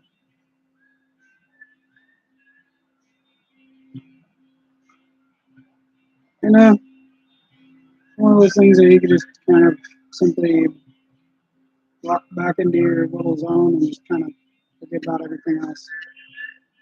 Work directly on this. One smooth jazz word. Nothing wants to kill you. Nobody wants to demand shit from you. Nobody tries to hit you with a lead pipe. Nobody tries to say you owe them anything. Everything's just peaceful. In my little world, I don't have to worry about the tweakers outside. Or the arsonists. Or the gangbangers or any of those other people. I'm just in my happy little bubble. Working on my happy little spot. Bob Ross. Hell yeah. In my happy little bubble, I have you guys, my friends. My weird internet compatibles. People who are willing to put up with my BS. Sit down, grab a snack, and listen. And whoever you are for staying this long into the podcast, live stream, whatever you want to call it, thank you. Because it means the world to me that you even showed up.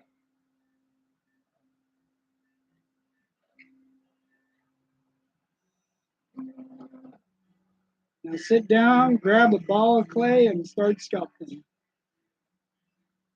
And let all the stress and anxiety of this world be poured into your creation to bring to life something beautiful, something that is your own, something unique to this world that no one can take from you because it's you.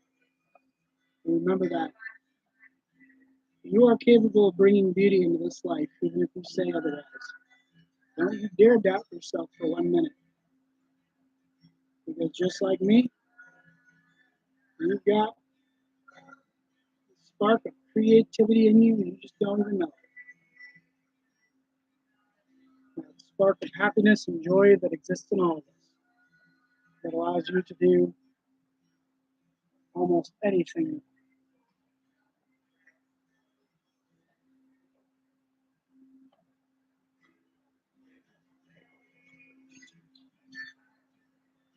And even if you see the world as a crappy place, remember that there's always beauty in it, no matter how gruesome, grotesque, or just annoying it can get.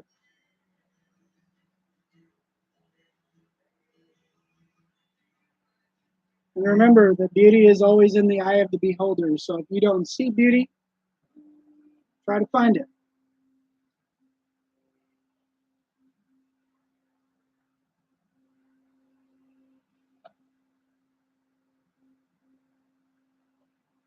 Like anything else in this world, it's all in your mind's eye. You have to bring it to life. Nobody can force you, nobody can make you, nobody can stress you to do it. It all has to happen naturally through you. Be that catalyst for a positive change in your life.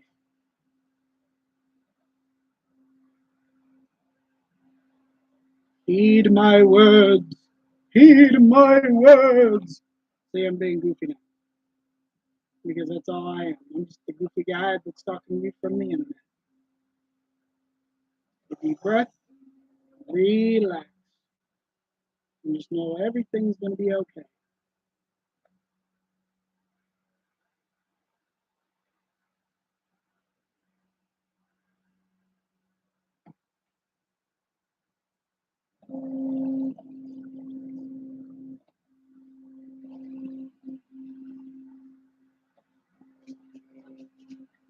And even if your day is going crappy, remember it will always get better.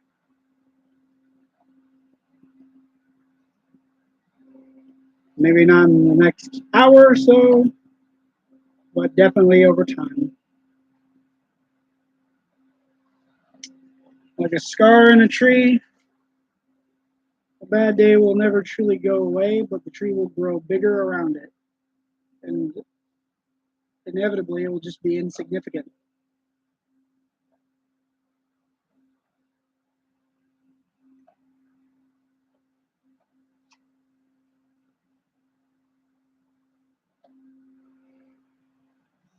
Nobody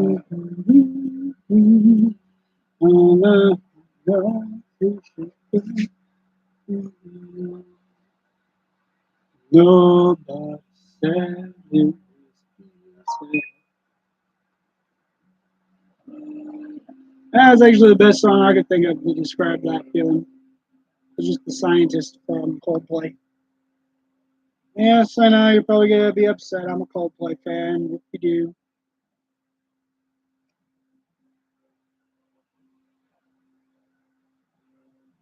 No, I'm ashamed for the heavy metal community and to the hippies. Zany listens to some Coldplay from now on. It's some pretty good tracks. I cannot deny. They make some pretty sweet jams. The scientist being one of them, because it's right.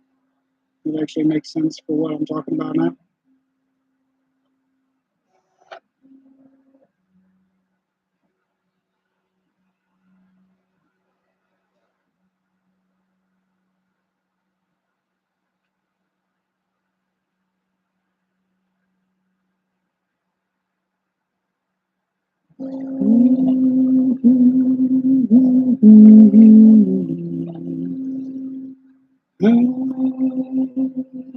Hey, hey, no, no,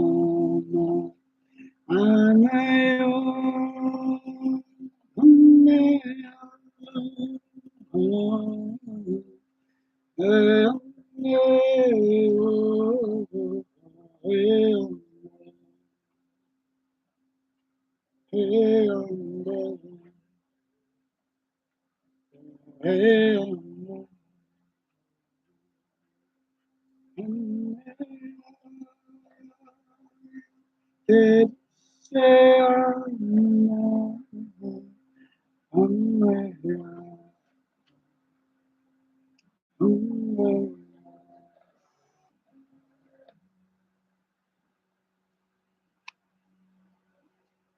you get that? Okay, next part, the eyeballs,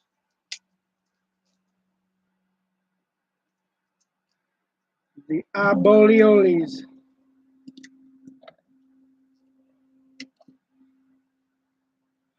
Yeah, I'm definitely gonna have to finish this up tomorrow. But for today, I'm just gonna do the preliminary sculpt.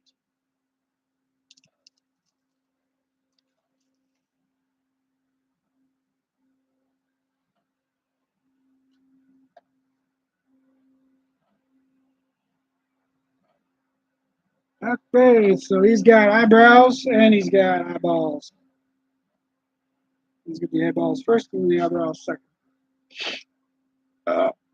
Yep, there comes the vitamin C again. Oh, oh, it's like heartburn. Yeah, I don't recommend drinking like 6 packs of those a day. Bad idea. Anyway, I digress. My hands. That's a working man's hands. They call me the working man. That's what I am.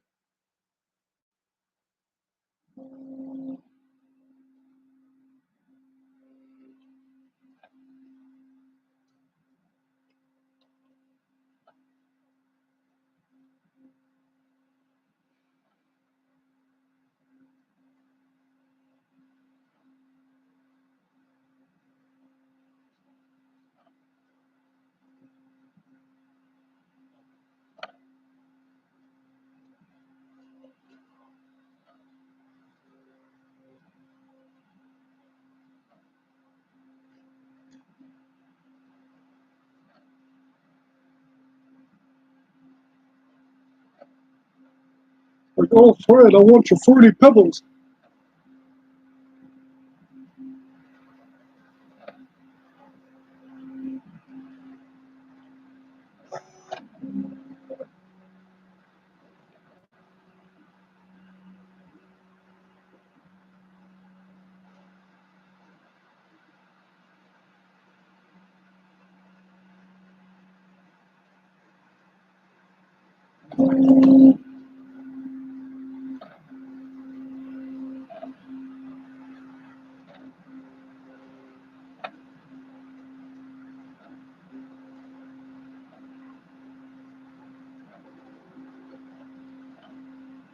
Do, do, do, do, do, do, do, do, do. They call me the working man.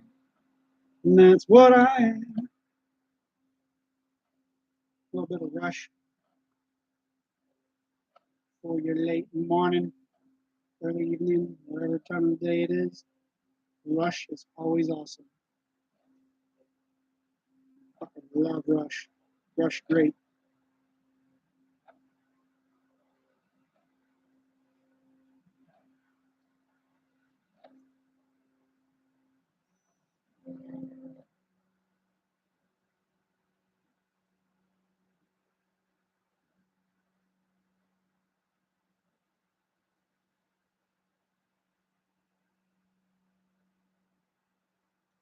I don't like the look of that eye.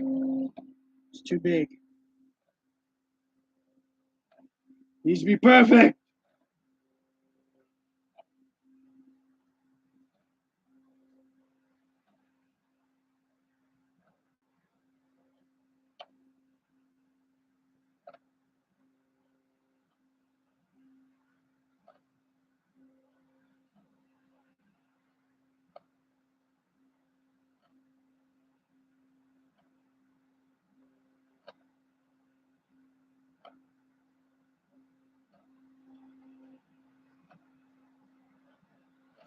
With a corncob pipe and a button nose and two eyes made out of coal.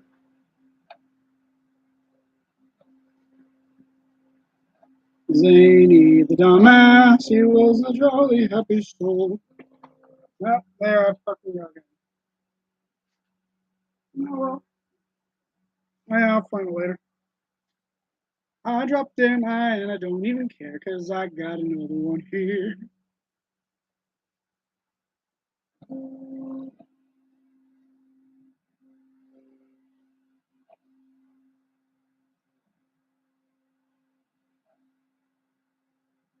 Oh, oh, oh, oh, oh.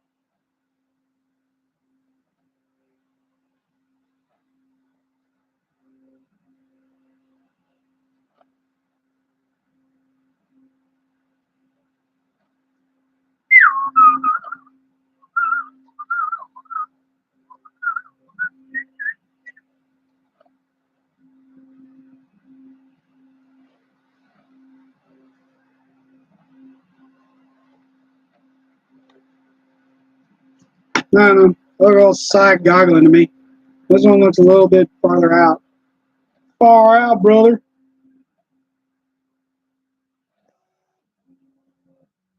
Something a little bit of repositioning can't fix. Still looks far out. Dang, damn it.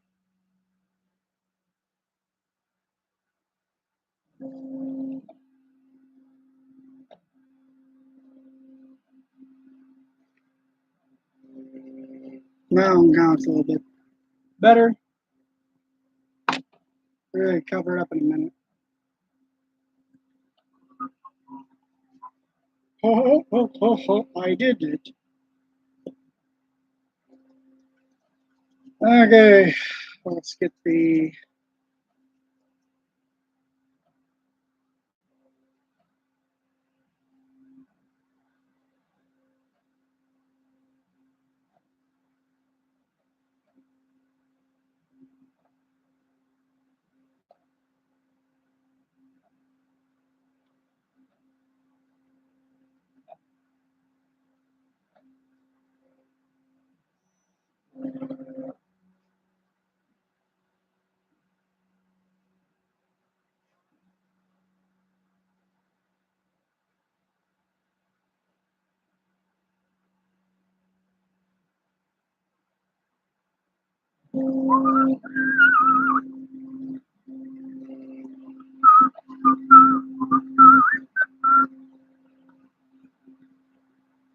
No, it's called like the Death Waltz or some shit.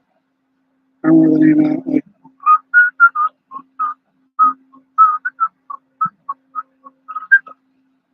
oh no, I'm thinking of Rasputin. That's the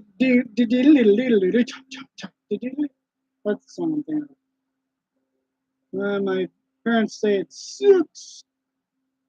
I'll say it's pretty cool.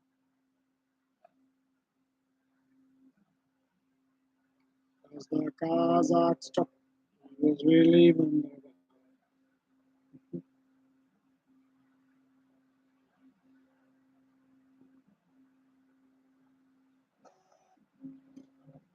but a Moscow chicks, he was such a lovely kid. He would preach the Bible like a preacher.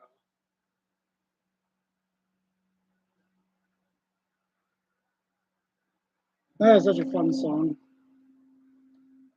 So good at parties. Even though like, a lot of people would be like, no, don't play it. I'm like, fuck you, I'm playing it. You will love it or you will love it. No exceptions. No, I'm just kidding. That's actually kind of mean.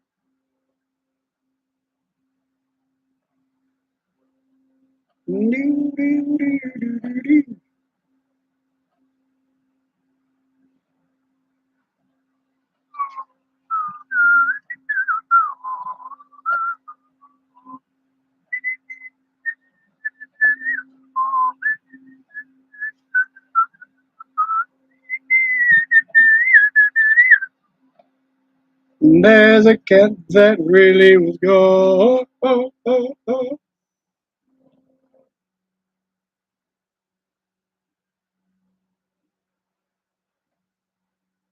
Oh, yeah. That one's a little bit thick.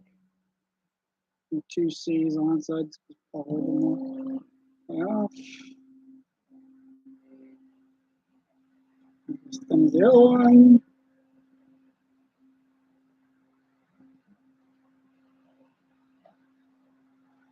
He was like an angry god.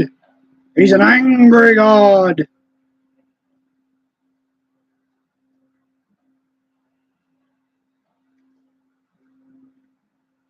Angry god.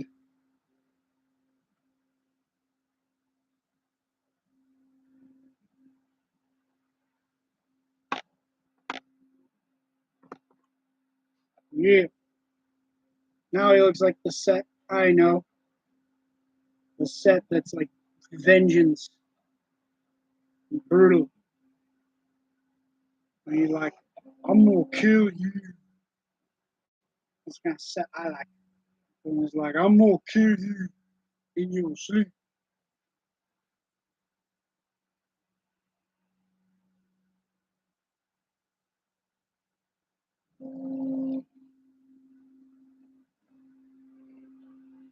Because that's like the cool version of set.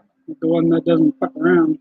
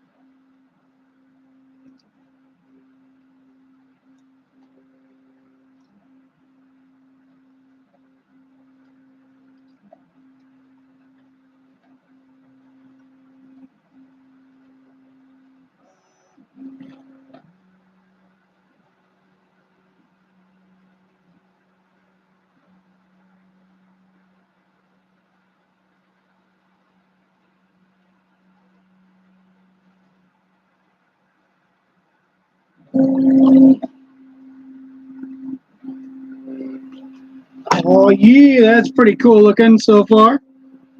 I like that. That's nice. And I'd say it's a good place to stop it for now. I think I'm gonna call it here, folks. Take care, and I'll see you guys tomorrow when I finish it up.